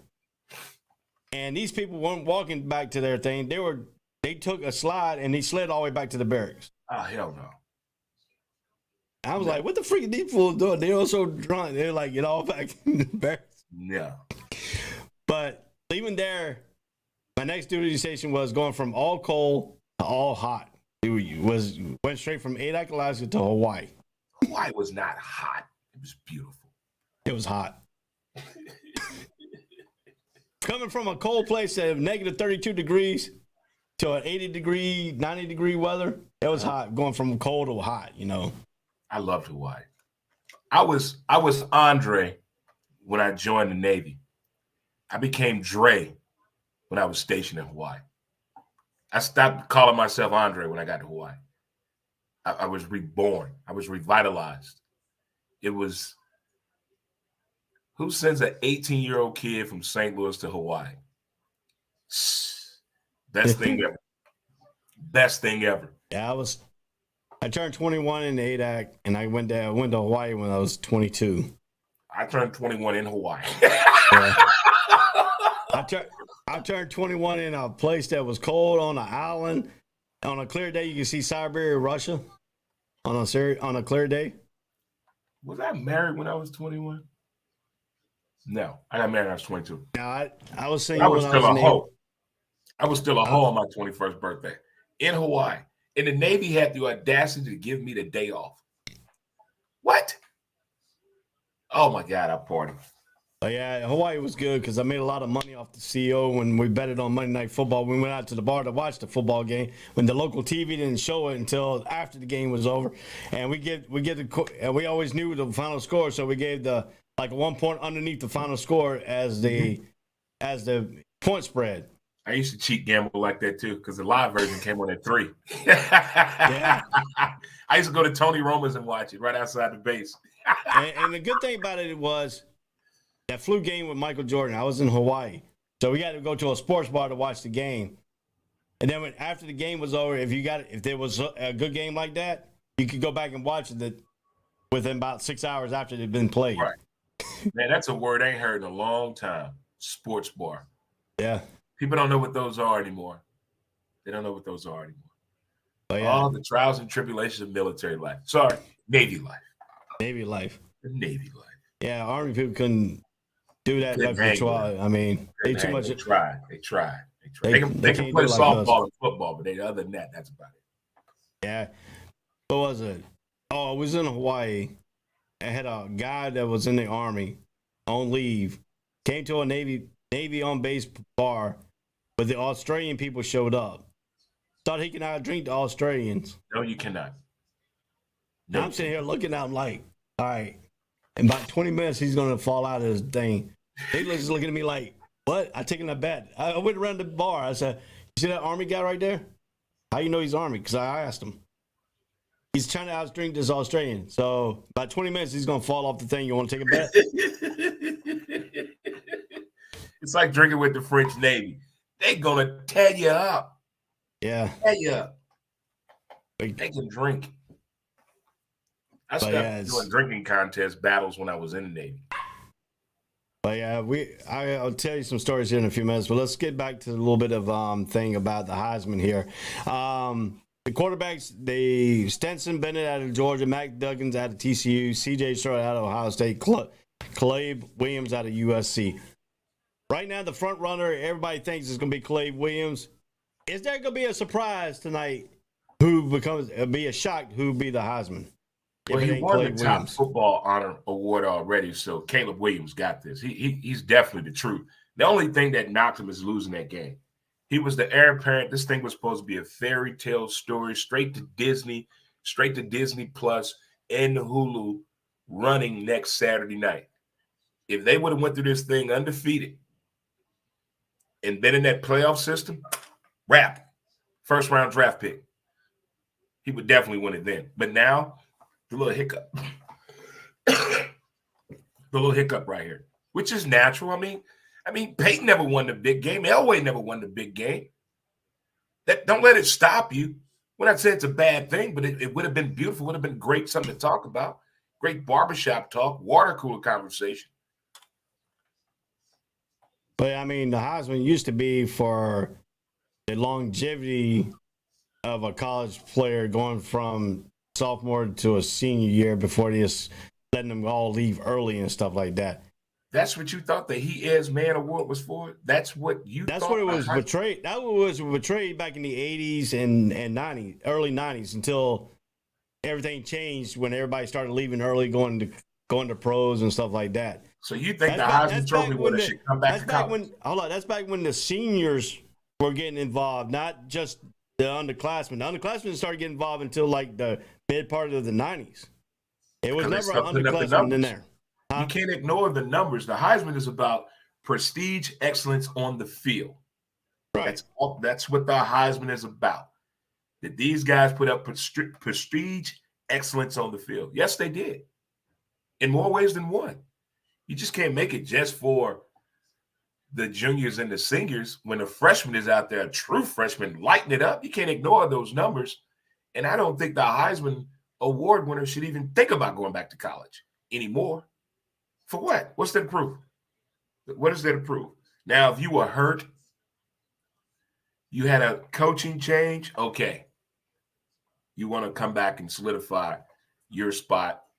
You the big man on campus. I get all that. But the He Is Man Award, known as the Heisman, has lost his luster because of the expectations of what are you supposed to do once you win. They haven't done shit. Yeah, a lot of people go back. Some people go back and try to tie Griffin, the Ohio State guy who won it twice. As some people said, they could be that. Some people go back and try to do that accomplishment to be tied with somebody like a legend like Griffin himself from Ohio State. Yeah, I got Caleb winning this thing hands down. He's the best quarterback in this whole situation here. But let's take a look. I know everybody like Caleb Williams. Would you be shocked if Stetson Bennett just happens to get it? Will you be shocked? I would be more shocked if Dugan gets more votes than Stetson Bennett. That would be a shocker to me because Dugan really has the skill set of the next level, even though Stetson Bennett has been in college for 12 years. Dugan, if you look at this kid, Dugan and the quarterback at Kentucky is wowing me. They have wowed me. I'm looking at these guys saying, wow, they're ready. They have something. They have the hidden intangible that if you're looking for a quarterback, you need a quarterback, you want to build something around somebody, these two have it. They have that it factor. Now, some people say C.J. Stroud was in the running all the way up till they played Michigan. And the Michigan game took him out of the running. That's what most people believe. C.J. Stroud is listening to whatever Nick Saban is telling him to do to get ready for the next level.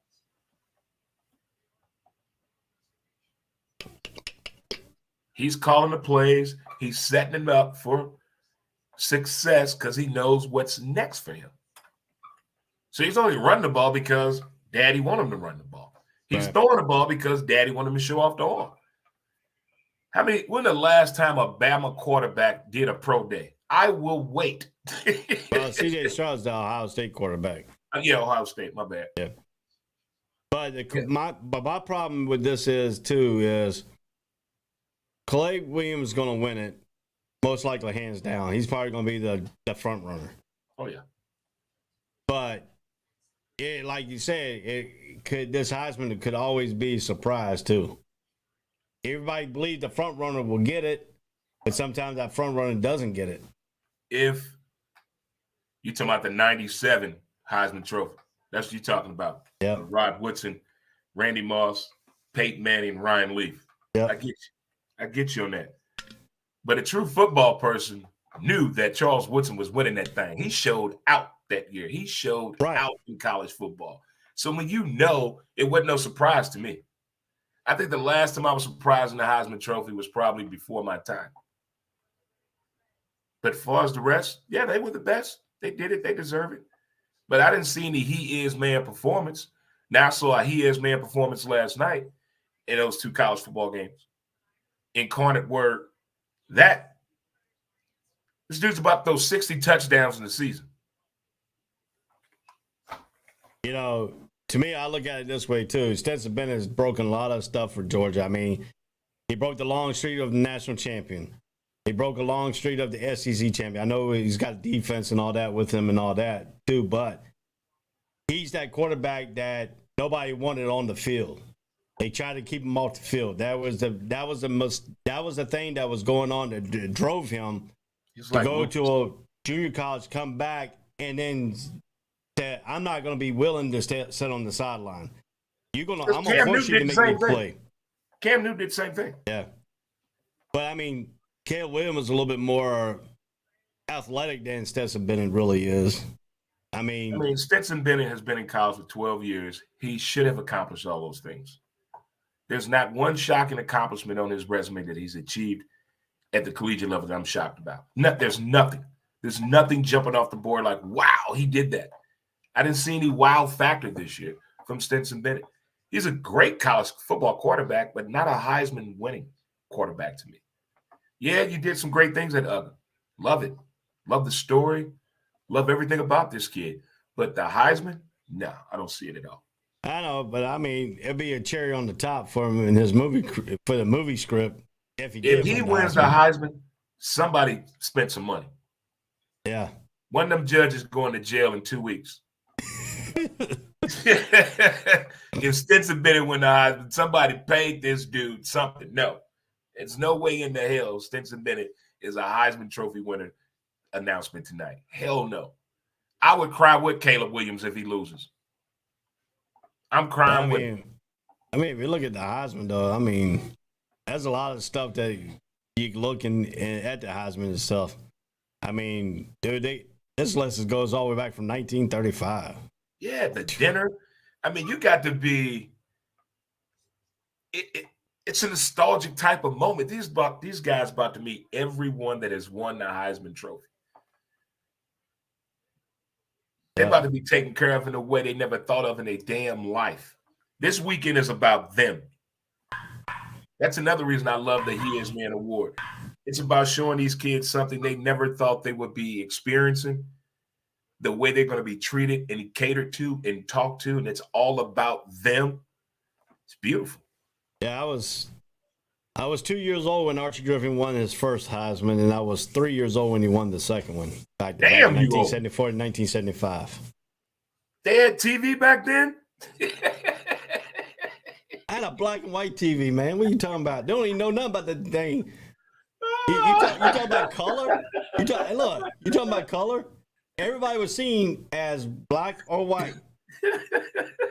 And if you mention that today, you'll be called racist. Can you imagine only having a black and white TV your entire life, and the very first time you go into the city, you see a black person as a kid, you're like, what the fuck? What is that? What the hell is that?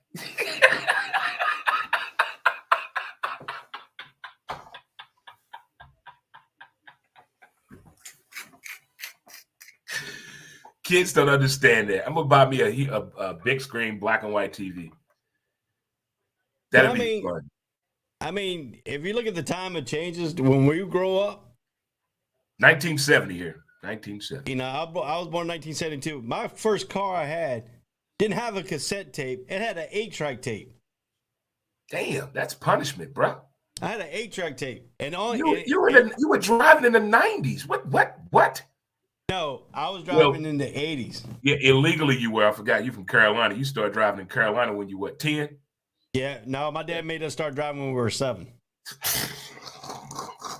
We started by sitting on the steering wheel beside him, driving the steering wheel. When the legs got long enough, when I turned 10, my legs were long enough to hit the thing and I could see over the steering wheel. He let us drive on the back roads of where we lived from the stop sign all the way to our house, which was about 3 miles. So I learned how to drive when I was about 7. All my cousins in Arkansas knew how to drive when they were like 6, probably. So manual drive. Sorry, stick shift. And then I turned 12. My dad said, "You're gonna learn how to drive a 3-column gear shift that's on the column, the 3-column ones." So I learned how to drive the 3 columns. And then I turned 14. He said, "No, now you're gonna learn how to drive the manual." Oh, get ready for the future. My dad, this is how he taught me how to drive a manual. This is how I learned how to drive a manual. He put me in the car. He said, "If I heard the gear script one more time, I'm gonna take you and put you in front of the car, and I'm gonna run you over." That's exactly what he said. I ain't stripped no more gears after that. Getting Paul.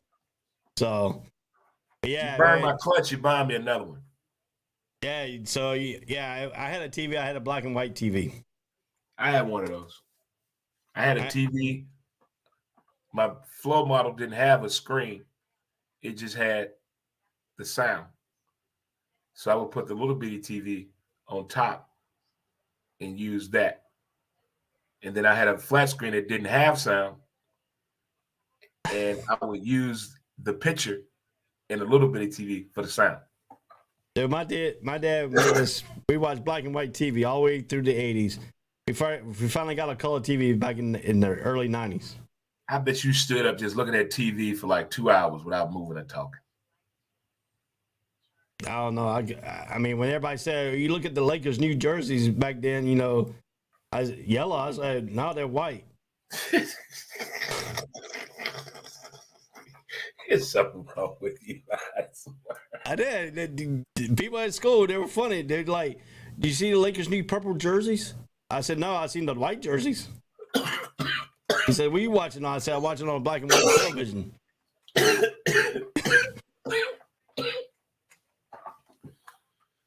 So back in the killing time, me, Smalls. Killing me. Back in the time when everybody like talking about black and white, I was like, "Yeah, black and white television." They'd be looking at me like I was crazy. Those were the days. They're pretty cheap too. Bring back the black and white TV. How about that? 70-inch black and white TV. $100. It might just help the day of. I mean, if you do it today, man, you'd be considered as a racist, you know. A black and white TV? Yeah. What if I have a Dalmatian? Am I racist with a Dalmatian? If I own a Dalmatian? According to these new people, yeah. Like new people like born today? Yeah, like the new people that were born in the early, mid-90s all the way now. Those are my kids. My kids are pretty normal. So, but I mean, my kids are normal too because I teach them the right way. All right. I don't have them sitting in front of the television and watch the media coverage. I know my kids are grown. They do what they want to now. Yeah. So I mean, I taught them the right way. I taught them how to respect people. Not judge people by the color of their skin, to judge them by their name and the human being they are. By their name? Yeah. Hey, don't lie. That's how my mom raised me. She said, "You don't care about the color of the skin. You respect them by the name, the God-given name they give them, that their mom gave them. Gotcha. And then, you know, respect them as they treat you." I was thinking the other day, the last time I yelled at a kid. Well, a long time. It's been a minute. Yeah. It's been a long time I yelled at a child, especially one of my own, even a stranger's kid. It's been a long time. I had the urge yesterday to yell at a kid, but never walked down the street.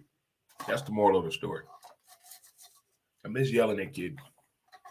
Yeah, so I mean, So you going with Caleb Williams? I'm gonna go with Caleb Williams to be the obvious choice. Yeah. But all I'm saying, I'm gambling on Dugan getting more votes than Stetson Bennett. I think it's going to go Caleb Williams, Dugan, Bennett. Watch this. It's gonna be interesting because if He you gonna look at sneak it, up in the draft. Watch. That kid ready. yeah, we'll see. We'll see how that goes here. So let's get ready here, ladies and gentlemen. Let's talk about the Army Navy game. What does the Army Navy game mean to you? Oh man. I mean, it was a child before I even thought about joining the military. I saw it and I was like, what is the big deal about this thing? What is the big deal? The pageantry, the respect, the obedience of the game, the way they talk about the game, the players, the history, the prestige, the players that have played there, what they've done after playing in that game, whether it was still contributions to the military or to football or back to their community or even something further and beyond that, what they studied for there. But it's just an amazing story on both sides, Army and Navy, and I always cheer for the Navy. But I still respect, the Army men that participate in this. But now the way they're able to even show the effect of this even more now with technology right now, so many things they're able to do, the concoctions with the uniforms, the significance of the uniforms, the inclusion, the way the women have been perceived now in the Navy military institution, far as how now it's even more looked at. More kids want to go to these military institutions because now the way this game is looked at, how they honor and hearing from these players and what they do after this game. Because we're only seeing just a little portion. The little portion that we get to see, I love it. So I've never went to a game. I've always wanted to go to the Army-Navy game, and that is definitely on a to-do. That's not a bucket list. That's a to-do. I'm doing that for sure, probably for the double nickel, but I'm definitely going to that. I'm looking forward to that. Just to party with everybody that's on our side of the field, I'm down with that. Go Navy, beat Army. Well, for me, it goes back to the same thing when I was growing up. Every Saturday, last college football game of the season, my dad always said, you have to sit here and watch this game. Because, and I mean, he took it from where he had a connection with the network, that we had a closed circuit television of that Army Navy game at our house. That's awesome. So we got to watch everything. No commercials, no nothing. We got to watch every single bit of it. And what drew me to it was Roger Staubach. That took me to a place where I got to watch the old films of him playing in the Army-Navy game. And the way he played with humility and the way he played the game with honor and the way they respected each other, it wasn't too many fights. No. It wasn't like regular football games where you had too many fights. After the game, they shook their hand to go sing their song, their fight song on each side. The losing team goes first, the winning team goes last. And it still goes from this day. But what made it even more special to me was me and my dad always had a rivalry going against each other. He fought in World War II with Army. He'll go with Army, I'll go with Navy. And it was always a battle between me and him all the way up till he died in 1990. Wow. And it was always, he wore his Army stuff. I went out and bought me some Navy stuff. And we just had a big battle going back and forth. There it is. My old man was in the Army himself too. So it was always that game was always even though I like North Carolina University, but that game was always, the military style of that game was always the forefront of our battles, because my dad was an NC State fan. I was a Carolina fan. We always had battles going back and forth with each other. How does that happen? Hey, you live in North Carolina, you either go for 4 schools. No. How do you grow up with an NC State dad if you choose Carolina? I mean, how did that happen? Well, take it back what my mom told me, because I asked her the same situation. I said, well, Well, my sister's an NC State fan. My dad was a NC State fan. My mom was a North Carolina fan, and my mom's sister was a North Carolina fan. Sound like the Mannings. Well, what happened was my grandmother came to find out she was a North Carolina fan. Her son was a North Carolina fan, but I always stayed with her. She really raised me to a point where her son turned me into a North Carolina fan. Okay, your uncle. And because he always gave me North Carolina stickers, North Carolina shirt, everything I go out there, I had North Carolina stuff. That powder blue runs through. Mm-hmm. Yeah, so that kind of turned me into a North Carolina fan. And my dad got mad because he wanted me to be a State fan. I was like, forget that. You know, I'm always blue, man. Because my mom even said my mom had 4 blankets when we grew up. She had a Duke color blanket, she had a North Carolina color blanket, and she had a Wake Forest color blanket, and she had a State color blanket. And she puts the 4 blankets out there to find out which kid is going to grab what. She said, I always grab the powder blue. She mixed it up. She's like, she thought I kind of recognized the pattern she was doing. So she went back and mixed it up accordingly, and I always picked the powder blue. Look at that. Out of all of them. That's awesome. And she said she handed me a Duke blanket one time, and she said I wouldn't stop crying. She handed me an NC State blanket. I threw it back at her. Uh-oh.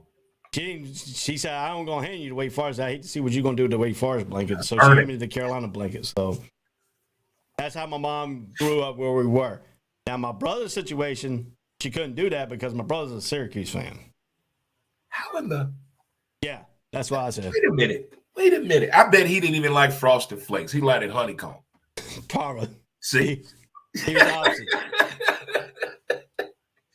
I didn't trust kids that they eat Frosted Flakes. What you mean you don't want Frosted Flakes? What's wrong with you? Yeah. That's a wild one there. I call my brother a Northerner because he likes New York. So that's always the place and stuff. So yeah, growing up here in St. Louis is a little different with the college basketball experience. You know, it's either Mizzou, Illinois, or SLU. And SLU wasn't that big of a deal as a kid. They didn't really come into their own to the mid-'80s. Watching Mizzou was like the thing. Sacrilegious had Norm Stewart. But something happened while I was watching Mizzou. This player went there, and it came out in the paper. He left because the coach didn't want him shooting three-pointers. He didn't want him shooting three-pointers. And that player was Billy Donovan. And I'm sorry, it was Travis Ford.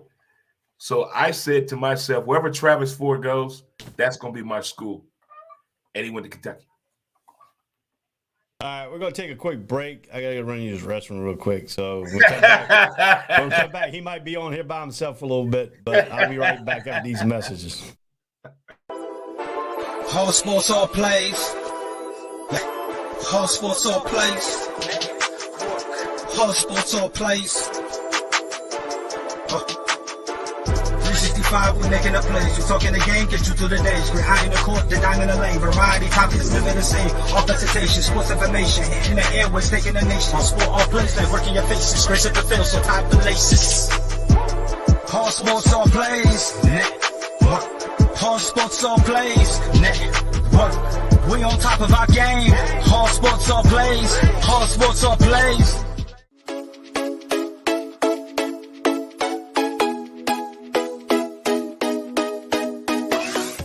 What did you say? I said Kobe Bean Bryant has been overrated ever since he passed away.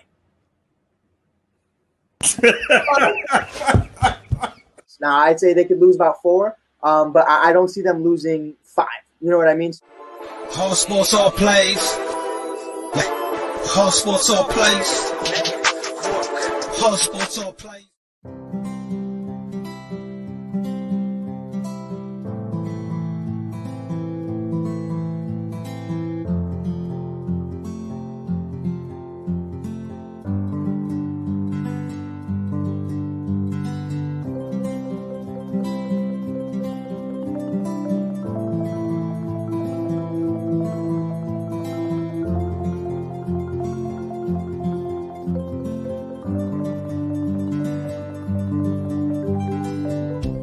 This is the Fonx D Streaming Network.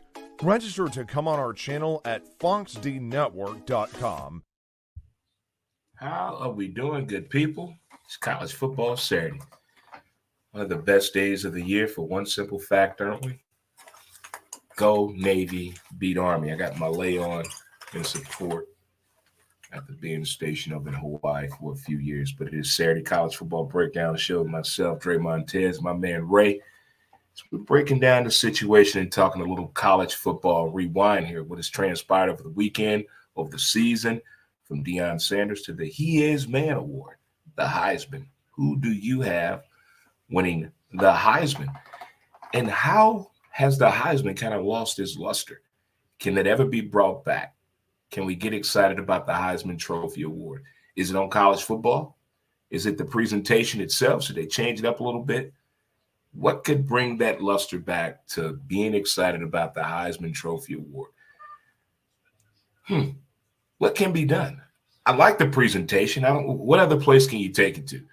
Vegas has enough shit going on. Florida, everybody's been to Miami. Everybody's been to the A. New York has its own prestigious level to this, so I like keeping it right there. Before as the presentation of it, maybe that could be different. Open it up a little bit. Maybe invite a little bit more. Open up, loosen the tie a little bit. I don't know, but I wish the Heisman still had the excitement that it used to have. In the Deion Sanders situation, I never thought a coach elevating his career would have so many connotations to it the way Deion Sanders' situation. I was trying to think back, even when Lincoln Riley left Oklahoma to go to USC, the biggest thing anybody was shocked about was the money and the fact that they bought both of his houses in Oklahoma. The fact they bought him 2 houses is a trip to me. How you pull that shit off? But nobody was talking about that. Lincoln Riley conversation probably went on in OKC probably a week longer. I didn't see an advancement in enrollment in tweets and merchandise and all that because of what he's bringing to the table. A coaching philosophy and style.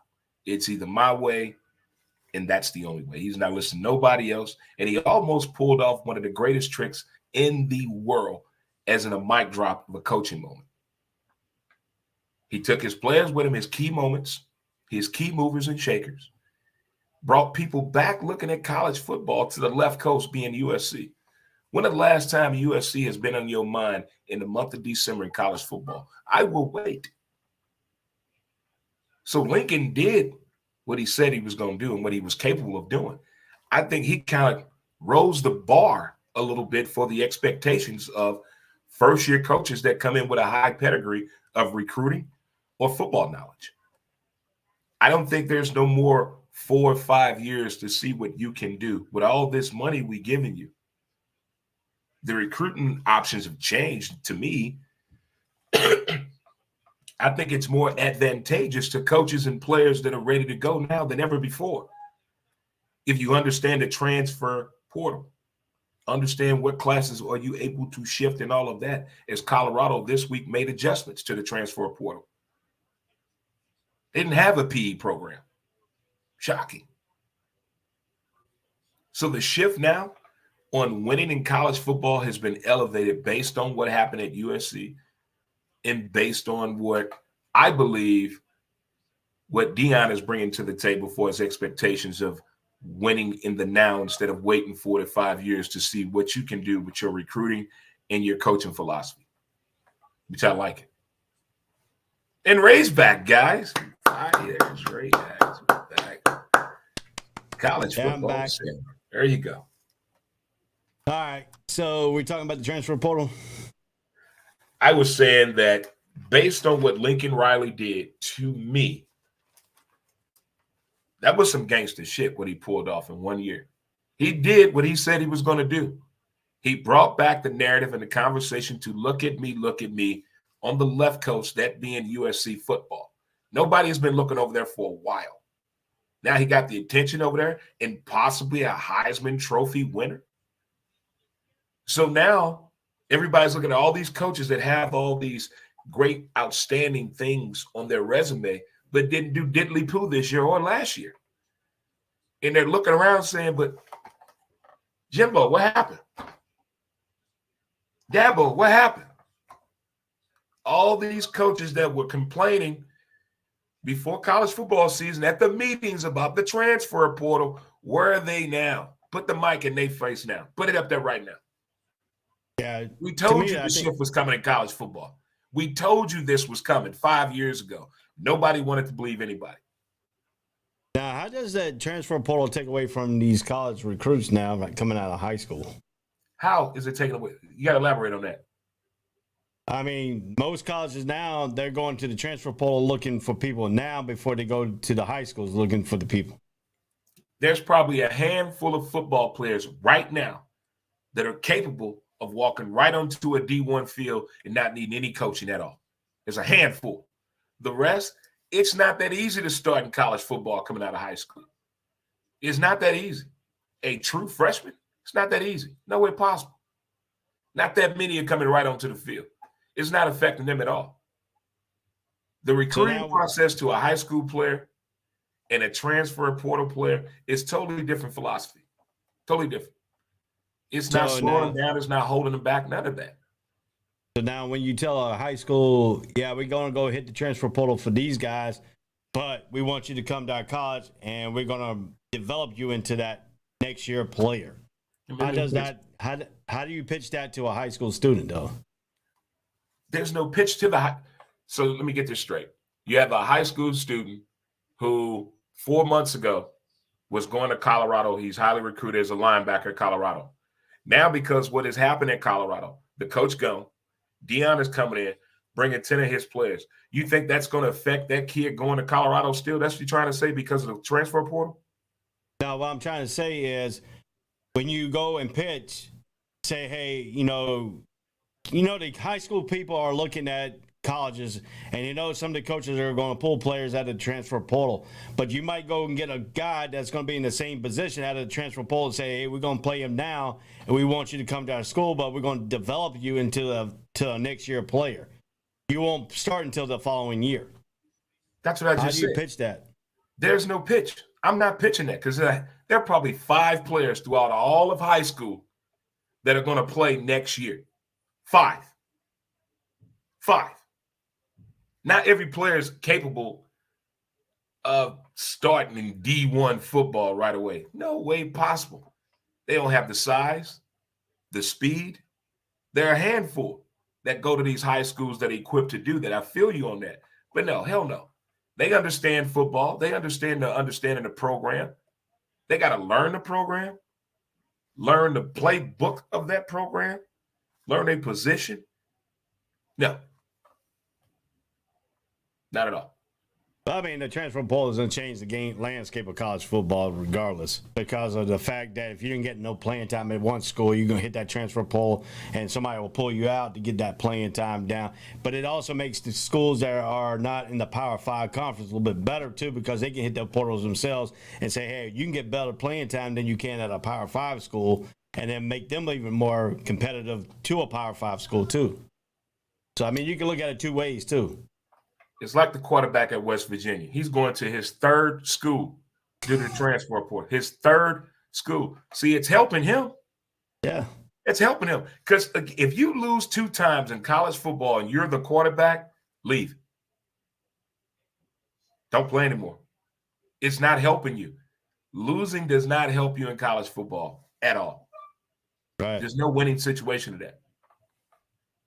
I mean, I get what you're saying. That transfer portal and all that stuff. I mean, it's just like I like it. I like the transfer portal. I think it's a good thing for the coaches that are of technology, know how to send and receive email, and know how to text and send a tweet. It's advantageous for them. But people who have to give their phone to somebody to call somebody, they fucking hate it. Yeah, and it's 35 coaches that hate the transfer portal. All 35 coaches over what age, Dre? 60? Yeah. Old people don't like it. That's one thing that people are like saying that, oh, the transfer portal is going to get the Alabama's more richer than poorer and all that stuff. But then Nick Saban comes out and says he really doesn't like it. The transfer portal, he really doesn't go out and review it. He has coaches review it, but he don't go out and review it. Exactly. I just said that. Yeah. But you prove my point. He's old. He does not like this new shit. Doesn't like it. It's too much work you got to do. He has somebody right now. Last year they lost 19 people to the transfer portal, Alabama. This year they lost 18. So he had somebody looking at those gaps. Were those all starters? Of course not. Right. They already got a backup plan. It's no big deal. People transfer all the time. Yeah, it's just like the one player that one Alabama player hit the transfer portal and said, "Oh, I'm going to Colorado because Deion Sanders is going there." So, I mean. Yeah. You got to go where it makes sense to you. I mean, like, the transfer portal really won't hurt Alabama as much because Alabama's got stock players. They're like they're like a G League with players behind the players. So, I mean. Transfer portal is not going to hurt anybody. If anything, it helps the coaches. They're coming to play for you. But I don't know. I mean, for the University of North Carolina, we lost, like, I think 10 players. But they're all on our defensive side. But most of them are on our defensive side. And why do you think that is? Josh Daniel clears for the NFL draft, so we lose him as a wide receiver spot. Mm-hmm. But most of our defensive quarterbacks and stuff like Storm Doug, Grimes, who are our starters, are now loved. They hit the transfer portal. And, I mean, so it does affect some sides, but it could be an advantage for North Carolina to go out and get some defensive backs that are better than the ones that they lost, too. So, I mean, it's a win-win situation. It all depends on what the philosophy is when you look at the transfer portal. They're coming to play or go to that school because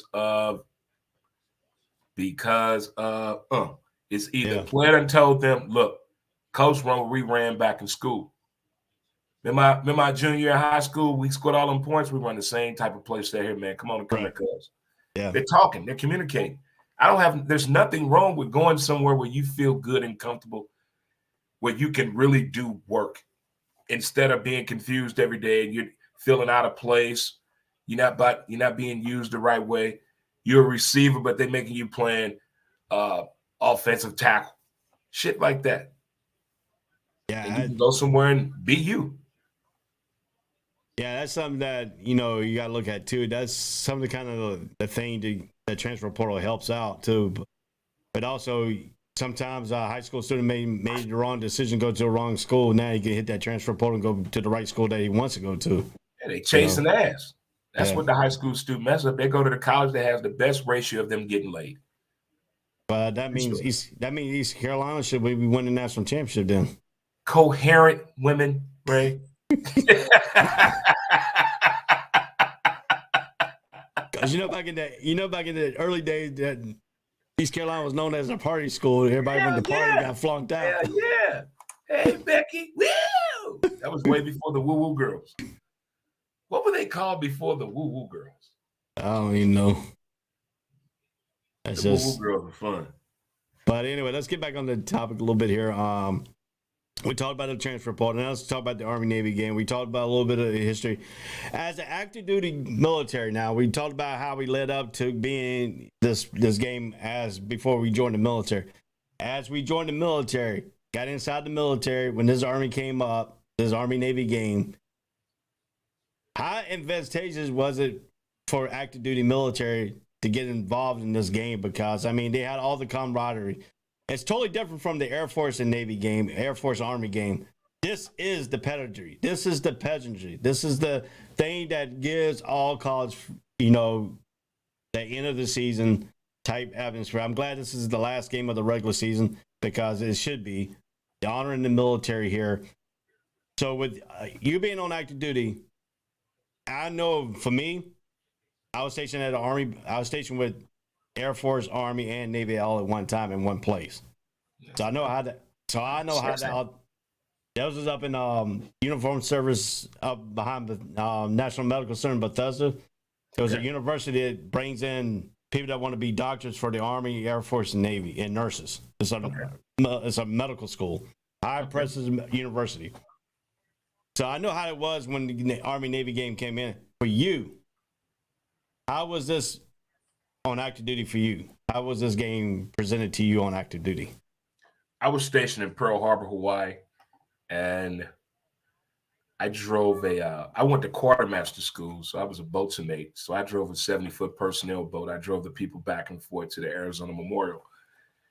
And The first year I was in, I had to work the day of the Army-Navy game, and it was so weird being in the military. All those years I saw that game, never thought I would actually be in the branch that those guys are playing for. So that game, it was pretty special to watch that game. It was pretty cool watching it while being in the military and at work that day. It was pretty cool. Yeah, I mean, for me, it really hit me when I was talking about the 3 branches of service I was stationed at.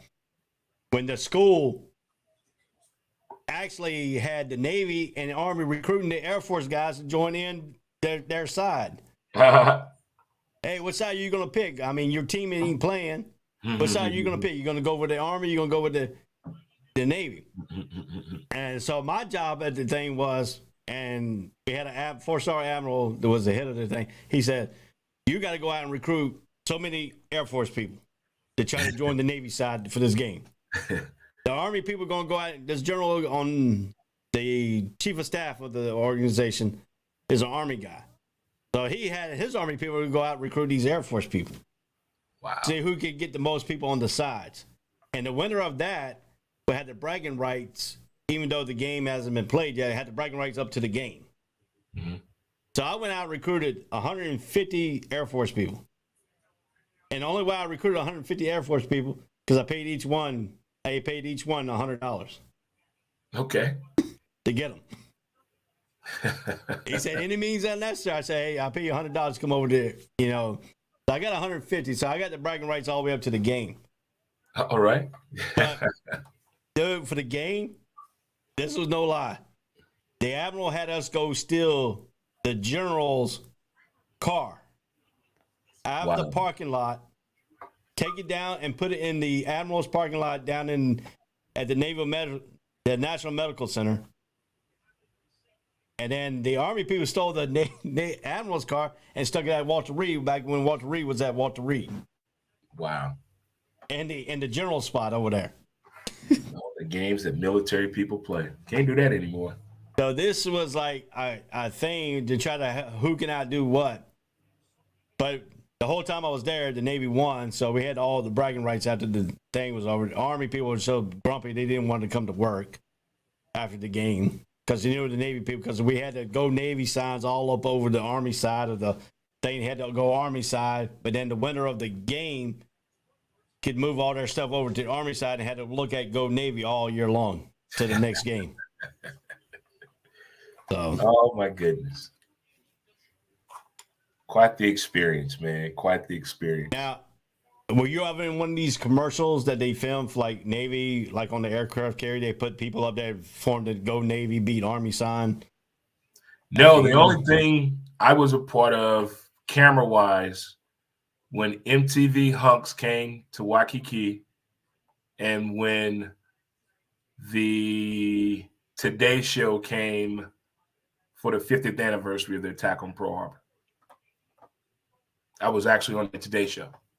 Yeah. Not being interviewed with the boat, Brian Gumble and Katie Couric and Wilford Scott and Al were there on the lawn of the Arizona Memorial Visitor Center with the backdrop of the Arizona Memorial right there. And as the boat pulled off, you caught us right there as we're pulling out. My buddy Herb Jones and myself, we were on that. So I was a boatsman in that boat. That was a long day, man. Oh man, I mean, I felt so weird that day, man. I mean, how are you supposed to smile? You're not supposed to have a sad face, but you gotta. It was hard to explain. That was a long, emotional day. That was something different. I did not expect to be a part of something like that. 21 years old, a part of that. Yeah. Man. The day I left Pearl Harbor, the day I transferred, I missed out being in the movie Pearl Harbor. How you missed that? Because I transferred out a month before they got there. Oh, dang it. Did you work on Fort Island? No, I was on the ship. I was stationed on a ship there. I was in Which ship were you on? USS Cushion DD 985. Okay. I remember that ship came out. And that ship's decommissioned in the middle between Japan and Pearl Harbor, under the water. They took it out for rim pack. Made a target practice on that. Oh man. But well, the civilians only knew the games the military people played. But the only time I've been on camera for when I was in the Navy is when I got a trip to when I was in Puerto Rico at was that I can't think of the name. It's not there no more. Taco Bell. Huh? Taco Bell? Nah, it ain't that. This is in Puerto Rico. Roosevelt. Okay. Roosevelt Roads.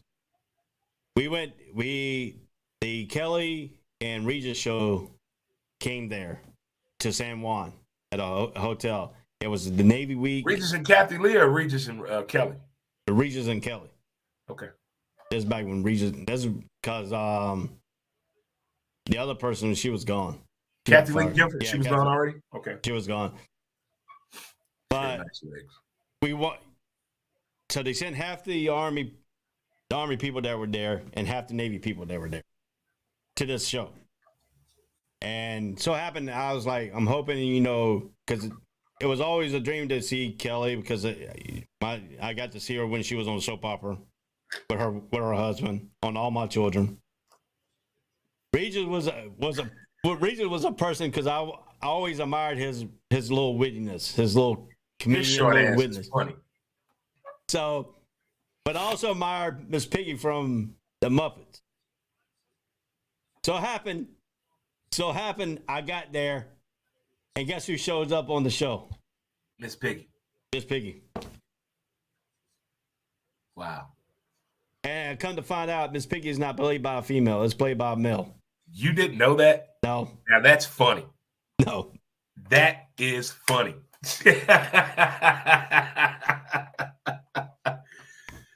Yeah, Regis is real small, real short. When he came to Hawaii, I got a chance to meet him. Him and Pat Sajak are really, really little bitty guys because Wheel of Fortune came over there for a whole week. That was fun meeting them. Now I got to meet Vanna White. Yeah, I got to drive her around Pearl Harbor. Yeah, I met Vanna White. But I say when I met Vanna White, she wasn't the Vanna White.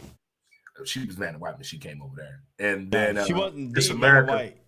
I actually met Vanna White in her hometown of Myrtle Beach, South Carolina. Hey now, come on in there. Come on in there. Yeah. Before she even hit Wheel of Fortune and Playboy. Ooh, gotta find that issue. I remember that one now. Throwback. I met Miss America, Debbie Reynolds. I met her. I was her Navy liaison. Who else? When they filmed the movie Point Break, I met Keanu Reeves. And when the Miss Budweiser came over, when they had the hydroplane boat race over there, I got to hang out with Miss Budweiser the whole weekend. And my daughter, who doesn't remember, my oldest daughter, she doesn't remember that at all.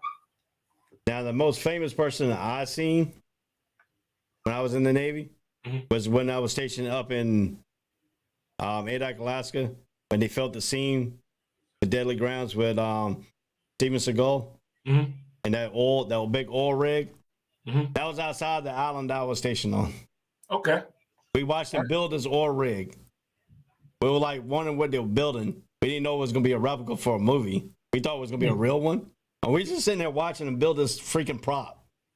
And what gave it away was when we were watching it was when they brought these TNT dynamites and put it up on the oil rig in different areas. I was like, what the freak is going on? I was like, they're about to blow this thing up. They just built it. They're going to blow it up too? And they were like, and then they finally come over because we had to bring because we worked on the tugboats. So they had to bring the tugboats out to get these ships to come up to the oil rig.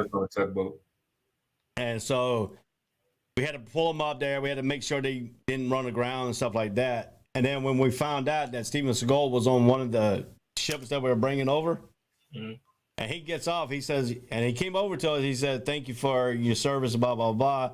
He said, y'all might want to go back 300 or 400 feet because we're about to blow this thing up for the end of the movie that we're filming. Colin Powell slapped me on my back and said, seems like you know how to handle that boat there, young sailor. I said, yes, sir. I was like, that's Colin Powell. That's Colin Powell, man. Yeah, no. Yes, sir. Thank you, sir. But the big thing was when you were in the Pentagon, when the President of the United States come over, and you don't want to be caught in the hallway there, he's got to go down. Heck no. Well, so it happened I got caught in the hallway because the doors were shutting. So whoever got caught in the hallway, be prepared that their Secret Service guys going to knock you to the ground. I was wearing my dress whites, and the guy knocks me straight to the ground and gets my dress whites all dirty. At the time, Bill Clinton was the president. Yeah, he came over. I met him too. He came over white. And he came over to me, told him to raise me up, and he seen how dirty my uniform was. He gave me $45 to go get my uniform clean. Wow. He said I'm so sorry. I didn't know you were in dress whites. Blah blah blah. And then that's when I was first at the Pentagon. So when you get caught in the hallway, just make sure you don't wear your dress whites. So. But yeah. All right. So let's break down this game here. Army Navy. What are you thinking the over and under in this ball game is? Since Navy has been showing they can light up the scoreboard, I don't think it's going to be that boring 16-10 situation or a 3-9 game anymore. I think they're airing the ball out. They're a little bit more comfortable with their running game. So I'm not looking for the low score. I'm probably thinking the over-under is probably at 60. You might as well look at the low score. They put in the over and under is 32 points. Oh, hell no. No, we're going over that. Going over that. Navy's favored by 3 points in the spread. But the analytics of ESPN said matchup predicted is 48.8 for Navy, 51.2% for the Army. I wonder, I always do a prop bet for the Army-Navy game, and I can't remember what prop bet I made today. But I wonder what's some outrageous bets that they're going to explore with us and tell us today before the pregame coverage, because I know there's some outrageous bets going on this game for as a prop bet, not like actual cash. I don't know what kind of prop bets you make for this kind of game. I can't game. remember. I'm quite sure my friend's going to text me and remind me, because every time I make a prop bet, they always text me right before the game. Because I know one of the prop bets is who's going to call heads or tails. That was usually one of them. Yeah, I can't remember the one I made. And then this one is, I know they have some who's going to have the most passing yards. It's something about the Navy crowd. I made a prop bet about the Navy crowd. Like, I'm going to see this in the crowd. I bet on that. I bet I see that. Because what got me was the damn basketball game that they played on the ship, the college basketball game a couple weeks ago. Something happened in the crowd that made me think of, wow, I want to see that at the Army-Navy game. What was it? It ain't girl showing her bikini, is it? No, I bet not see that in the Army-Navy game. That right there is, man, we'll lose all kind of television respect, man. That'd be a wrap right there for sure. What was it? Go on with your conversation. It'll pop in my head what I saw. But, I mean, if you look at it this way, too, I mean, the Army-Navy game, it's night and day. I mean, you got both teams are averaging Army's averaging 29.4 a game, 22.4 for the Navy. Navy's giving up 24.7. Army's giving up 23. We know the passing game, both teams are, Navy's got 91.4 yards passing per game to 81.1 yards passing game. I know the prop bet's 150 for the Navy, throwing over 150 yards in this ball game. Both teams, Army rushed for 304.4, the Navy rushed 239.5. Both defenses are not allowing, but 85. Navy's only allowing 85.6 yards rushing. Army's allowing 193.5. Navy's giving up more passing yards at 270 to Army's 172.3. So, what kind of game plan are we going to see? We're going to see a mixed game plan. We're going to see the Navy throw the ball more than they run the ball. That's one prop bet it could be. No, it wasn't that, but I know Navy's going to throw the ball more than they run the ball because they've been doing that all year, especially the last few games. They've really been airing it out. In that Notre Dame game, they really showed me what they're capable of doing. What they're capable of doing. They showed me more than I've ever seen watching Navy football. And I probably watched, maybe 3 or 4 Army Navy games a year. Maybe 3 or 4 Navy games a year I really do watch. But this year they really showed me they are capable of really being explosive with passing the game, passing ball. And that defense, if they tighten up that defense, not just the red zone, I say from 40 yards out to the end zone, that can change. If they make that adjustment right there, if they watch that Notre Dame film and build off of that for this game, they can pitch a shutout. Yeah, if you look at the Navy quarterback, Lavetti, he's 42 out of 91, 707 yards, and 5 touchdowns, 3 interceptions. Bellinger for Army, 18 out of 36, 335 yards, 2 touchdowns, and 2 interceptions. So if you Navy, you want Army to throw the ball because they're not a very prolifical throwing team. They're more of a running team but if you look at the rushing for the Navy guy, Tafoya, he's 175 carries for 749 yards and 6 touchdowns, and Tyler is leading the Army with 120 carries for 601 and 12 touchdowns. Right. So, I mean, the receiving core is pretty even. Olsen for his leading Army with 16 receptions, 269 yards and 1 touchdown. And Huenberger for the Navy, 16 receptions, 265 yards and 2 touchdowns. He leads Navy receivers. But when they want a big play in the passing game, Huenberger's the one who gets open for them, and he lit up Notre Dame. Yeah, he did. I'm telling you, if they see anything that shows any remnants of that Notre Dame defensive scheme or coverage, they see anything that resembles that, hey, we got a head nod and a wink and the receiver going to do this. I got him. Up top, I got him. Let's go. Now, when I you love look at when the kids can see a weakness and spot it out. I love it. Now, we look at the Navy and the Army, they both play option things. So the option, they all know how to defend the option. So, it's going to be an unsuspected play to break open this game. Do we see like a gadget play in this game today by the Navy? No, they're not a gadget program. They're not a gadget philosophy. It's just going to be straight up, no disguise. And you know what? I could see an onside kick. I can see a reverse on a kick return. That's about it. But not a flea flicker, not the running back and the quarterback motioning to each other position. No, not pulling no Tom Brady shit here. It's going to be Navy football right in your mouth. Let's go. Go Navy, beat Army. And if you look at it this way, too, if you look at anybody that throw gadget plays with like the option, that would probably be the wide receiver splitting the running back into quarterback and then pitching the ball, and the receiver ends up catching the ball and going the opposite direction. Right. The only time you see that is, to me, it works in a hurry-up offense. If you catch them in a defensive setup, meaning do they have the right players out there for us speed-wise to beat us? If you catch them with a run defense out there and you can catch it real quick, do it fast. But everybody got to be on board to get it. So, that's the only way I can see it working. Yeah, the capacity crowd today is going to be over 69,000 people in Lincoln Financial Field in Philadelphia. This is where the game is played. Now, that's one thing I would love to see considered. Why can't the Army-Navy game travel? Why can't it be sold somewhere else? It should go somewhere for 4 years, just like a service contract. It should go somewhere from 2 to 4 years. Put it that way. Well, we'll have it here for 2 years. We'll go here for 4 years. We'll go here for 2 years. The deal should be a 2 or 4 year deal to host the Army-Navy game. Right. That would be some cool shit. Yeah, because last year it was played in Baltimore, and they did play it one time at MetLife Stadium. Well, that was after the stadium fell. Yeah. That section, thank God nobody was really seriously injured.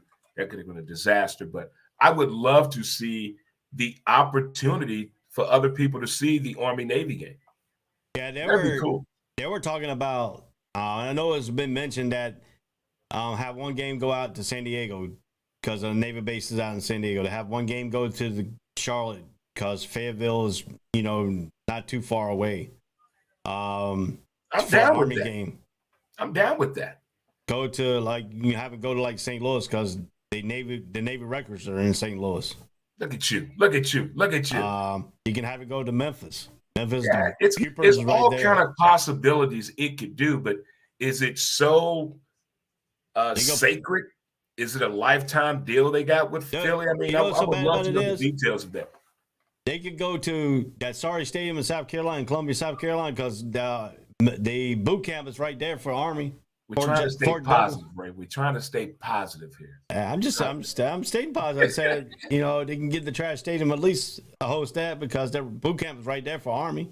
And then here's another thing I love about this game that gets overlooked sometimes. We watch regular college football. We're more listening to the swag of the kid, the physique. We know where they're going next, the possibility. We're thinking draft stock with these kids. But when it comes to the Army-Navy game and they tell you their GPA and what they're studying, and you say to yourself, Secret Service, President, retired military. Those are the three things that come to mind every time I look at when they go through the bio of the kids on the Army-Navy game. You can just tell. You can just tell by their demeanor, the photo, and then when they all get to talking, you can really tell, oh, this kid's not playing sports anymore. He's going to run our country here in a few years. But, I mean, if you look at it, too, for this game is to get in, you got to be smart. You got to have all these recommendations. Yeah. So it's not like any other college. You can go out and pull some athlete out of the ground. You got to meet all the standards. You got to have a congressman induction. Even though you're playing football, even though you got a scholarship, you still got to go get your recommendation from your congressman or president or it's just an extracurricular activity. They playing football on the side. Yeah. It may be one or two that's maybe going to next level after their service commitment. But for the rest, political or the military or running dad's company. To do the offensive lineman, to get a bigger offensive lineman, they had put special occasions for that, because I know one offensive lineman that used to play for the Navy came to regular active duty after this commitment was over, became an officer. The dude was 310 pounds. Good God. But they made a suggestion for him, since he left in the Army, Navy, since he left college football, he has 5 years after he leaves to get back within body fat standards of the regular Navy. That's because he has to sign a page 13. I looked at his record. They made him sign a page 13 before leaving the Navy, leaving the school, saying you have 5 years from the day you leave to get back within body fat standards. Yeah, that's PT every day. But, I mean, some of these guys come out of there, like the offensive linemen, they come out of there at 310 pounds. They slender. They not too many. But if you look at them, they're not fully fat. They're just all muscle. Yeah. So when they get to the regular Navy, they say fat anymore. Yeah.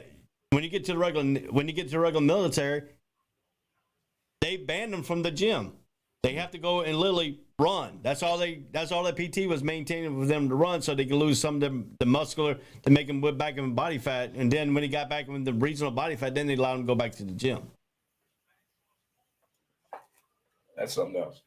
So that's another thing you got to look at too when you got these military guys, because they got a commitment they got to do before they can go anywhere else. Before they can go to pro. Look at David Robinson. He had to do 2 years. He did 2 years. Then he got to go to pro. But David Robinson stayed in active duty. He stayed in reservist. He was an active reservist the whole time he played NBA basketball. Yep. Sure did. So did Sal Palantonio. He retired as a reservist. Yeah. Navy captain. So you have these guys playing professional sports but not giving up that military career either. On top of that, they use him as an ambassador. I mean, David Robinson was a good ambassador. Perry, the dude, played at Navy, the quarterback, went to Baltimore. He does PRs for the Navy now. Okay. So that's what's up. So these guys get these degrees and stuff like that, and they know that the next level is slim and none. So they just not going there just playing football. They're going for the academics, trying to be the next, congressman, next senator, next president. Trying to run the country and stuff like that. And some of them turn into be astronauts. That too. I forgot astronaut got to be on there too. Yeah. But I love hearing the story of the kids, why they went to the academy, what they're looking to get out of the academy, what they learned. So I love hearing those little snippets and the way they put those pieces together. Now, will this game still be on CBS next year? Yes. That's the only thing they're not touching that. Just the SEC got to find a home which I think is going strictly to the SEC network. Either SEC network and ESPN. Yeah. So if you want to watch SEC, you ain't gonna be able to watch it on free television anymore. You're gonna have to watch it on cable. I don't pay for my SEC network, but I'm down. It's worth it. If you can pay for Disney Plus, you can pay for the SEC. Hey, I pay for Hulu. I got Disney Plus. I got the Hulu Live TV, and I got the ESPN all in one bundle. You got the ESPN in a bundle. Yeah, I got the ESPN Plus, Disney Plus, the Live TV, and I pay an extra $9.99 for the sports packs. I pay an extra $9.99 to put it on everything. I don't have to worry about it. I'll tell you what I'm gonna do, Ray. You know what I'm gonna do? As soon as the Super Bowl is over in the NFL, that Monday, which I never work anyway, I'm gonna use that Monday. I'm going to break down all of the streaming fees and what you get. Because I got to see, there has to be one way to do this shit, how to watch sports. There has to be a better way, Ray. It has to be. There are people out here frustrated.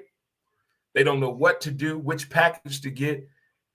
If you base it on your sports team in your region, or how we doing this, if you got little baby son of a bitches, you got to watch out for them. If you got a wife, what are we doing? What package do I need? I'm going to figure this out. There's too much out there. It's like the cloud. So much out there. Yeah. And sometimes you got to watch what you put on the cloud. Right. I mean, what is the right package to get to watch as much television as I watch? There's probably one more I need. As much as I watch.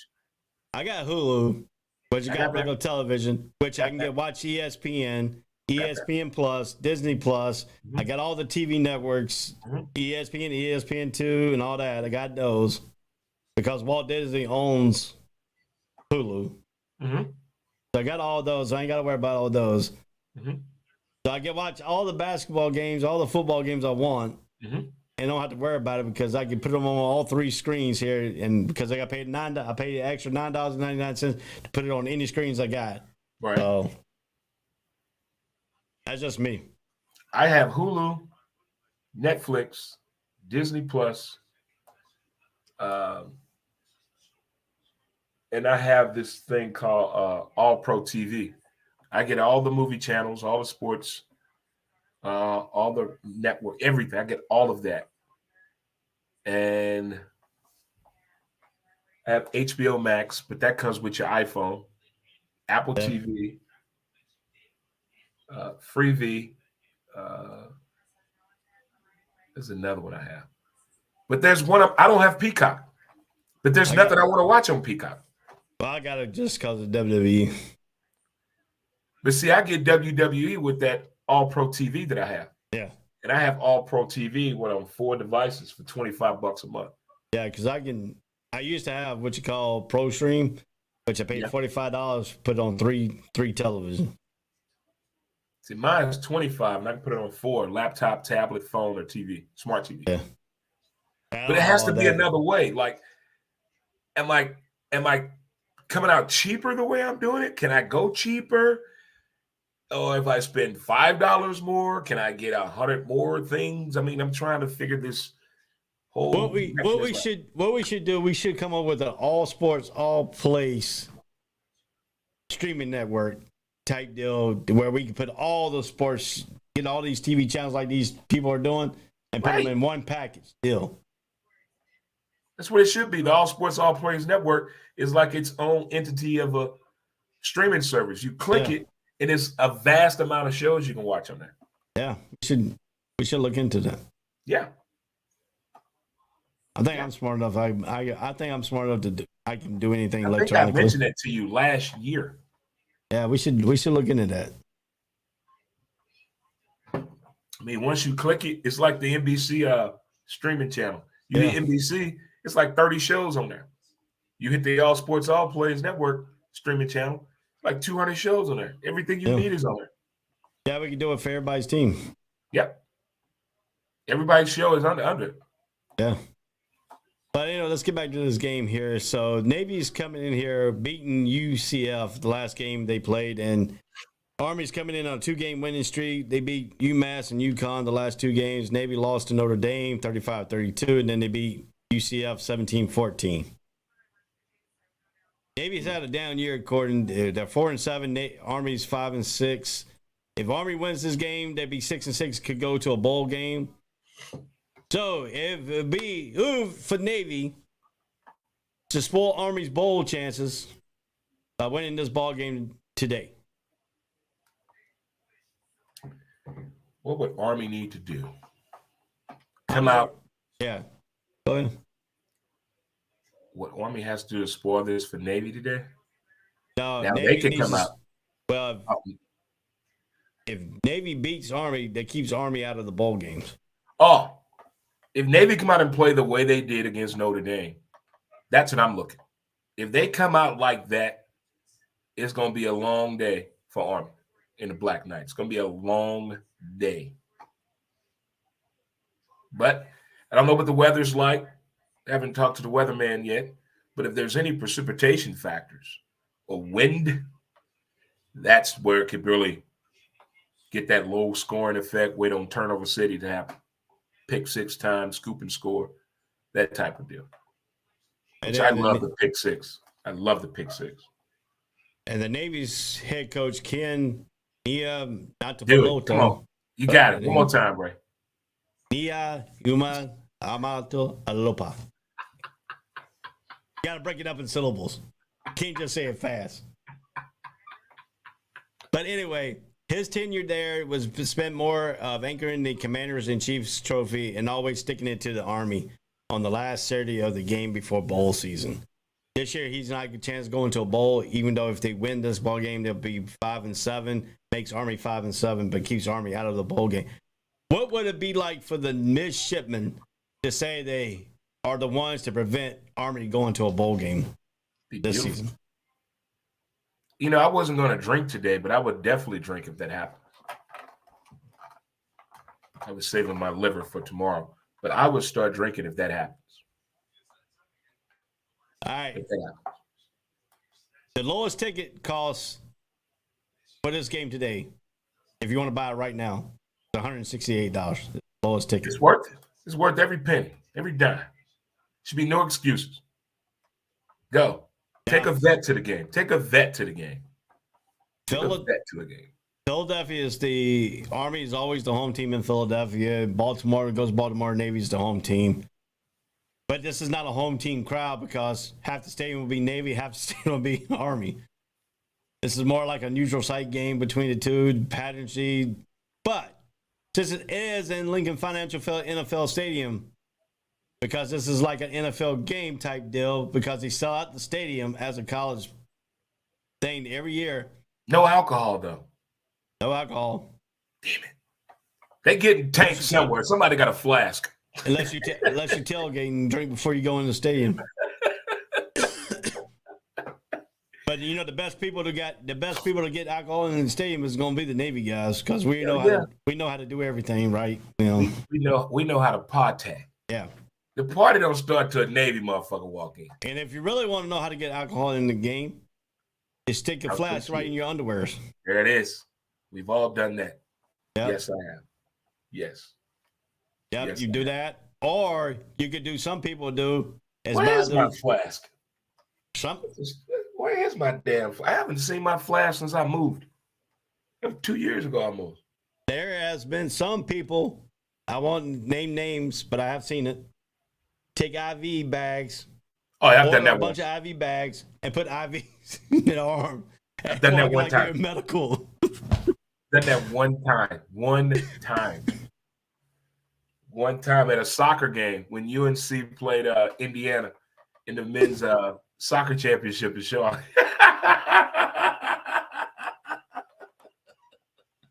Yeah, we can give you all. God, I did some idiotic shit when I was young.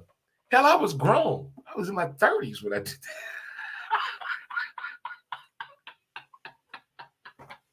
You remember the Camelbacks? No. When the Navy, because when I got the tail end when they used to issue the Camelbacks. You put on your back with the hydration for water and stuff Oh, like no, that? I ain't getting none of that. No. I got out in the old timing days. See, I got that one. And instead of putting water in it, you put alcohol in it. Damn. You still got that bag? Nah, I don't got it no more. I retired when I retired. That's right. You just retired last year, didn't you? No, 2012. That's right. I came in 1992. Look at that. Living a big life. Look at him. Retired Navy man. Get it right. Get it. I'm a disabled veteran too, so. We both are. I think that's something crazy. We both disabled vets, both Navy men, both lived in Hawaii, both lived in Carolina at one time. Are we Eskimo brothers, Ray? You think? We could be. Or you could be a brother from another mother. But hey, look, I ain't laughing. Some way down the line, I do have some brothers from another mother down the line. No, Eskimo brothers, man. You think we possibly slept with the same woman over time? We probably could have. Yeah, I think. No telling. Especially down in Hawaii. Oh God, there was something wrong with me in Hawaii. Oh my God! You just gotta make sure you didn't hit the right hooker that put you in jail. I never went that route. Not in Hawaii. That was boot camp thing there. Hey guys, if you're living in Hawaii, you want some best answers here. If you have to go out and get a hooker, make sure you ask them if they're police, because there's state law. They have to tell you they are police. If you don't, they can arrest you. You give me hooker advice. I give you all kinds of advice, man. Oh my God. Man, the military was so much fun. I swear it went by so fast, man. It went by so fast. Well, the first 10 years went by slow. The last 10 years went by fast for me. I don't care what nobody say. I really thought they tried to kill us when I went to the gas chamber. Really did. I'm telling you, Ray, I came to that gas chamber. I was like, they just try to kill us. Look. Dude, I'm going to tell you what. That's the worst feeling on earth, bro. They put me in the gas. They put me in the gas chamber. I'm standing there looking at them like, okay, what's this supposed to do? How many capsules, Ray? How many did he drop? They dropped, I don't know. They dropped a lot because everybody was coming out puking stuff for me. Man, look here. And it was raining when we came out. Oh my God, which is the worst thing ever to do is water to hit you coming out of the gas chamber. So you must have came out at 1,500 then. Oh my God. Ray, I thought these people tried to kill us. I wrote home to my grandmother. I said they tried to kill us today. Dude, this is no lie. They walked in the gas. I don't want to be in the Navy no more. So I want to go home. They put me in the back of the line. I was in the back row. And you know when you unmask everybody had to unmask at the same time. Yeah. If you're in the back row, you got the worst. Yeah, and if you don't listen. I was the very last person to walk out of that gas chamber. I was watching people in front of me throwing up in their gas mask, making them put the gas mask back on with the throw up all in the mask. Man. Go out the door. I was the last one to walk out. And my company commander looked at me and says, why are you not throwing up? Everybody else threw up. Why are you not throwing up? I didn't throw up. I cried like a baby. I said, well, you got to understand, for me, my dad used to test me on all kinds of mace, pepper spray. What the I was a test dummy for my dad. Dude, I got sprayed with all kinds of stuff when I was a kid. Oh, my God. Pepper spray, mace. Oh, my God. When we got back to the barracks after that day, we went down to the crow's nest, got a couple of burgers. We shooting pool. I'm sitting there like, what's wrong with you, man? I said, look, I'm thinking about making a run for it. I said, if they do that to us again, I'm out of here. Okay. I got the gas chamber. Oh, God, no, man. Then I go to ADAC. I get on the auxiliary security force, which Marines are training us. We had to go get pepper sprayed to show what effects it does No. So we know what the effects is when we have to do it out in the club area and stuff like that. And I'm talking about this Marine came to me and he diced me. He sprayed me like 5 times of pepper spray. And he asked me, he says, "Why are you crying?" I said, "Well, this isn't nothing to me." I was laughing. I've never been pepper sprayed or tasered. Those are two things that I saw on TV. I'm like, I'm never going to experience that. I've been pepper sprayed. I've been tasered. I hit I'm talking about the taser that they shoot at you. The taser that come up and put up on your side. I can't take this no more, man. I cannot take this. I've been all that, dude. Oh my God. Oh my goodness. We had to learn all that for that auxiliary security force. Oh man, I'm changing rates. No. Somebody I stood up and drove a boat. My command thought it was funny to send me as auxiliary security force, and he thought it was funny because they were like, "You're gonna get taser, you're gonna get this, blah blah blah blah blah blah." I said, "Okay, whatever." And that guy literally sprayed 5 times of pepper spray on my face. Man, I wore navy white uniform my whole career. CNTs. That's all. That was it. I wore dungarees probably 4 times a month. I did not work hard in the military. If my hands got dirty, I really put my hands in dirt. I wore them bell bottoms proudly. I had CNTs. I didn't have to wear the Cracker Jack. I wore the Cracker Jack. I wore the bell bottoms, dungarees. Oh no, I had to wear the Cracker Jack for inspection. That's the only time I had to wear the Cracker Jack. Because I bought the CNTs, them expensive ass uniform, $250 out of my pocket. Dude, you think that was something? Try to buy the dress blues. I never had to wear dress blues. Never. I did. Never. When you worked up in DC, you wore them dress blues because you had to wear the dress. You either had to wear the dress white or dress blues to go to the Capitol building. I didn't wear nothing fall. My uniform didn't change because I was in Hawaii the whole time. Didn't change at all. Yeah. That's the one thing I liked about Hawaii. You didn't have to change. Well, I wore a white uniform all the time. I couldn't get dirty. I wore the dungarees, and then my last year on the ship, they went from dungarees to the big suits, the freaking one-piece suit. The jumper? Yeah. No, what do they call them? Not the flight suits. Something's like flight suits, but they're not flight I don't know suits. nothing about those aviation uniforms. That's a fuckload. They got so many uniforms on the aviation boat. Yeah. So, I mean, you know what you do, what area of the ship, man. So many color coordination, so many. But yeah, that and then what was it? Oh yeah, the best time of the Navy game I had was I went to an actual Navy game. I infiltrated the Army's student section. Did you go to jail? I infiltrated the Army student section. Like you're an ops operation here. And the only reason they knew I infiltrated it because I wore the flight suit, a Navy flight suit, the green flight suit they have for the Navy. Yeah. I wore that so I could stand out on TV. Oh my goodness. So you on TV every game? I was on TV one time at the game. Man, you should have found that and showed it today. That'd have been cool. Yeah, I forgot. It was my first year. It was my 3rd year in the Navy. Man.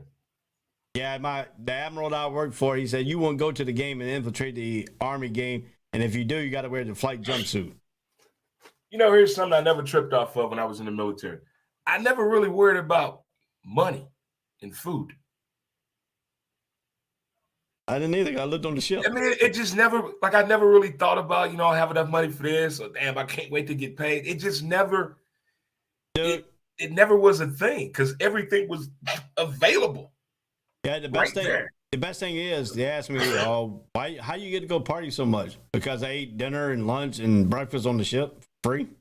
I ate the galley a lot of times. Yeah. And then all my friends were married. They had wives, so they cooked food and would invite me over time for dinner. So didn't go out to eat that much unless I was chasing ass. Yeah, see, the problem I had was they found out I was a good cook, so I was the barbecue. So I got to go to their house and cook barbecue and all that on the grill. That's the one thing I missed there is the cookouts in the military. Now that's different than an all-black cookout. That's different than the 4th of July cookout. It's a different world when you are in a military town and you off work or it's the weekend. It doesn't even have to be the military in the weekend. If all you and your crew off, somebody putting something together food-wise. Oh, dude, we had the Those best are the time. best type of cookouts ever right there. That military cookout is different. We had a HT-1 true Hawaiian on our ship. The last Army Navy football game that was there, he did a literally luau. Damn. And we did the pig in the ground the night before. I was supposed to have duty, so he got me out of the duty section because I was going to help him. So whoever helped him got out of all the duty section for that week. A luau is something different, man. And so we had the pig in the ground, all this stuff. The Navy, they did it out. They had a 95-inch television out there. Oh. This luau party, Army Navy game. It was the whole fixing and stuff like that. The pig in the ground, the tradition, like no other. It was all that. That was the best time we had with the Army and Navy people together and all that stuff in one spot. I mean, it was just bonkers. I mean, man, I miss those cookouts, man. I miss them. All right, my friend. Who do you got today for your winner in this Army Navy game? I'm giving Navy. Give me Navy all the way in this one, but I'm looking for something out of the ordinary Navy's going to do today. They haven't done it in a long time. It's going to be something they haven't done in a long time. Not just win the game, but probably the margin of victory. Maybe the margin of victory. They may pitch it. I'm pulling for it, pitching a shutout. Well, my friend, beat on. And at the same time I'm watching it, I'm going to watch the Tom Cruise, Jack Nicholson movie, A Few Good Men, the same time I'm watching the Army-Navy game. Well, my friend, we both got Navy because we can't go pick against Navy. Navy's in my heart. Navy's because I was stationed with the Navy. Last week's, you went 4 for 5 last week. I went 5 for 5. I was at even 500.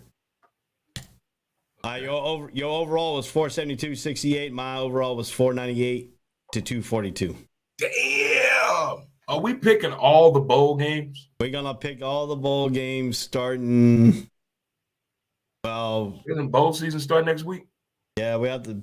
Yeah, it starts the 16th. So we had a week. Yeah, next week. Yeah. So we'll pick the Saturday's bowl game on the following week. Let me get that date for you. Because there's one that we're gonna start picking. We have to pick something during the week because some of the bowl games are not gonna be on that Saturday for us. That's what I was saying. If we're gonna do one show, just pick all the bowl games. Yeah, we'll have to do that. Because I think when is the next? It starts Friday, so we have to come on a Friday. We'll have to do a show on a Friday or Thursday to do all the bowl games. I check the schedule. Because the actual first bowl game is the 16th, and it starts at 11:30. And that's Miami, Ohio, and UAB. That's the very first bowl game? That's the very first bowl game. The second one is UTSA and Troy that same day at 3 o'clock. So if you want to go ahead and pick those now, we can pick those now. And then Saturday, Saturday is the next bowl game starts on the 17th at 11 a.m. So we can pick that game on Saturday. We got a bunch of your Florida Gators play on a Saturday. Washington State plays on that Saturday. What bowl we in? The TLW Bowl? Y'all in the SRS Distribution Las Vegas Bowl. Oh, in Vegas. Yeah, in Vegas. You're in the desert. The bowl that's in the desert. I like that stadium. The Death Star, as they call it out there. I like it. I don't know. I might be inside the actual Dome Stadium now. I might be in the actual Raider Stadium. That's what I think they're playing at. Yeah. When UNLV plays that too. And so, but yeah, we got on that Saturday, we got 1, 2, 3, 4, 5, 6. So if you want to go ahead and pick the We can go ahead and pick because by the That time we come Friday back game. next, We pick that Friday we can go game. ahead and we can pick the Friday game. Let me put them on the. Let's put them on there real quick here. Miami. Let me put them on here. Let me put them on the thing real quick. And that way we can just keep the show on Saturday. Yeah. UAB. This game's on. They didn't put the channels on. Don't worry about it. And then UTSA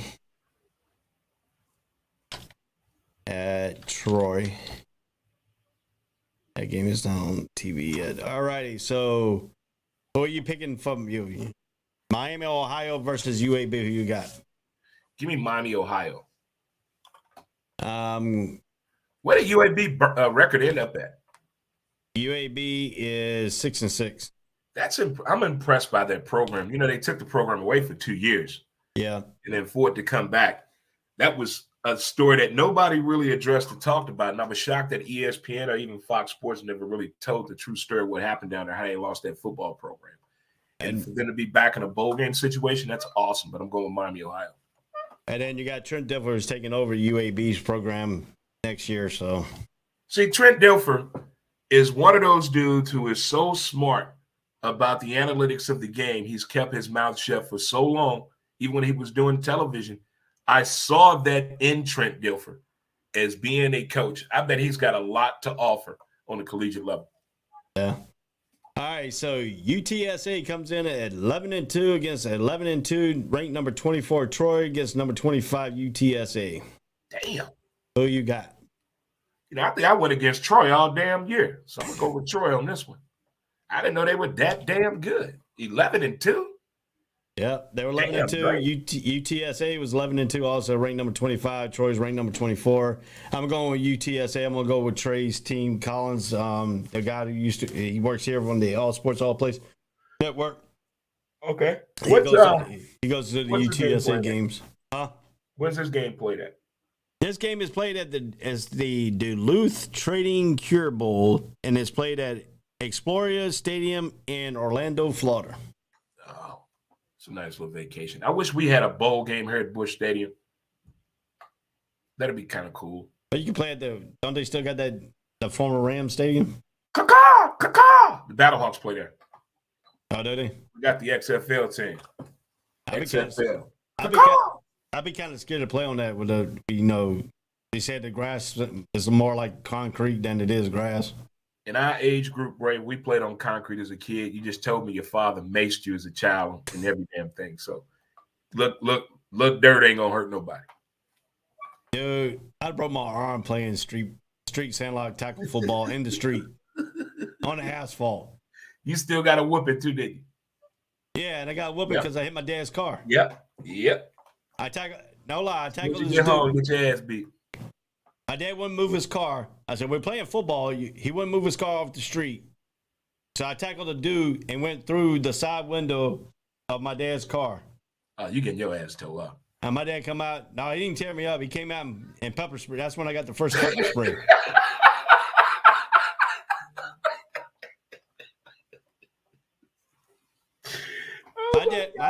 My dad had a thing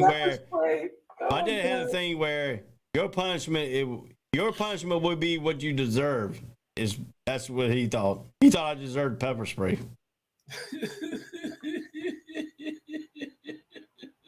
But yeah. I cannot imagine. I remember that story in Alabama about 20 years ago during the Alabama. I think Alabama was playing Auburn, and this guy walked in front of the TV trying to get his dad's attention. During the game, his dad fired at him a 22. He said, I told you, don't stand in front of TV. The thing that the most thing that ever dramatic with a gun was my sister found my aunt's gun, a 22. She thought it wasn't loaded, so she pointed, and so happened she was pointing at me. But when she shot it, the bullet went between my legs. Oh my God! How old were you? I was 6 years old. She was. Oh my God! She was 9. Oh my God! She literally pointed the gun at me, and she said, it ain't loaded. So she pointed the gun at me. She was pointing dead center, and then next thing I know, she shot it, and the bullet was landed right between my leg, right between Does this come up every Thanksgiving? The story. Remember you tried to kill me, sis? Yeah, that was Thanksgiving. This was on Thanksgiving Day. Oh my God. She literally shot the 22. She said it won't load it, so she cocked the hammer back and shot it, and the bullet landed between right between my legs, and put a hole in the floor. Did she drop the gun, run, start crying, laughing? No, we froze. Oh my God! I was froze. She was froze. My mom walks in. My grandma walks in. She looks, and she said, "Where's the hole at?" And that's it right there. I was pointing at it. My God! Oh my God, dude! There's what? I would sleep with one eye open the rest of my life around my little sister. Well, my big sister. What? She's my older sister. Right? Oh hell no, man! I'm the middle child. Oh no, Ray! No. You know when they say, when they say you're the middle child, you get left out. I almost got left out. Period. All my life. Trying to eliminate you. Oh my God. Oh my goodness. Yeah, she found the gun. She looked at it. She said, "This ain't loaded." She shot it between my legs, and that left a hole right in the floor. I shit bricks, man. Oh my God. I would be so afraid of my big sister. Oh God, I'd have lived in fear. Oh no, I lived in fear because she babysit us, and she wanted to watch her favorite shows, the soap operas. After that, she can watch what she wants to, Ray. She shot at you. She also took the cast iron frying pans back in the day. She took that and she almost hit me with that. Oh my God. Oh man. Wow. Yeah. Man, that's an ESPN 30 for 30. It's a wild day. Wild day in the Cruz's house. Never a boring moment, huh? We always, and then especially because she's a State fan, I'm a Carolina fan, we almost went blow to blow every time we watched the ACC tournament together. So my mom had to put her on the other side of the room, me on the other side of the room, to keep us from going and fighting each other. Did your dad pepper spray the other kids too? No. Goodness. I was the worst child. That's what he said. God. Oh my God, man. But only why I'm the worst child because my sister always said it was always my fault, and they always believed her. She does most of the stuff, and then you say, "Oh no, he did it." I'm like, what? I wasn't even around. Can't even reach that. And I remember that one time I was at the lake. We lived in a double wide trailer at the lake, and I was taking a shower. And next thing I know, I looked through the shower curtain. I seen his fist come flying through the shower curtain. Oh my God! He didn't ask the question. He just hit me. And I looked at him and like, "What you hit me for? Did you break my?" Then he come out. "Did you break the remote control for the television?" I said, "No. I didn't have the remote control. I didn't know we had a remote control because you always told me to go turn the television." You are the remote control. That's what people don't understand. The kids were the remote control back in the day. All right, buddy. All right, man. Time to watch some sports. We got the Army-Navy game today. We picked Navy versus Army. We picked the first bowl game on the 16th, Miami, Ohio. You got Miami, Ohio. I got UAB. You took Troy. I took UTSA. So we're gonna do all the bowl games, and then when the national championship comes around, we will be doing the national championship televised watch party game. So if you think we are crazy now, we'll be even crazier then. So it's been good to have you here, Dre. This is Dre Montez. I am Ray Cruz. This is the College Breakdown on All Sports All Places Network. Go Navy, beat Army. Peace out. See ya. Yeah. See ya. Eventually. All sports, all plays. Yeah. All sports, all plays. All sports, all plays. 365, we making a plays. You talking the game, get you through the days. We're high in the court, the dime in the lane. Variety, topics, living the same. All presentation, sports information. In the airways, taking the nation. All sport, all plays, like working your faces. Grace at the field, so tie the laces. All sports, all plays.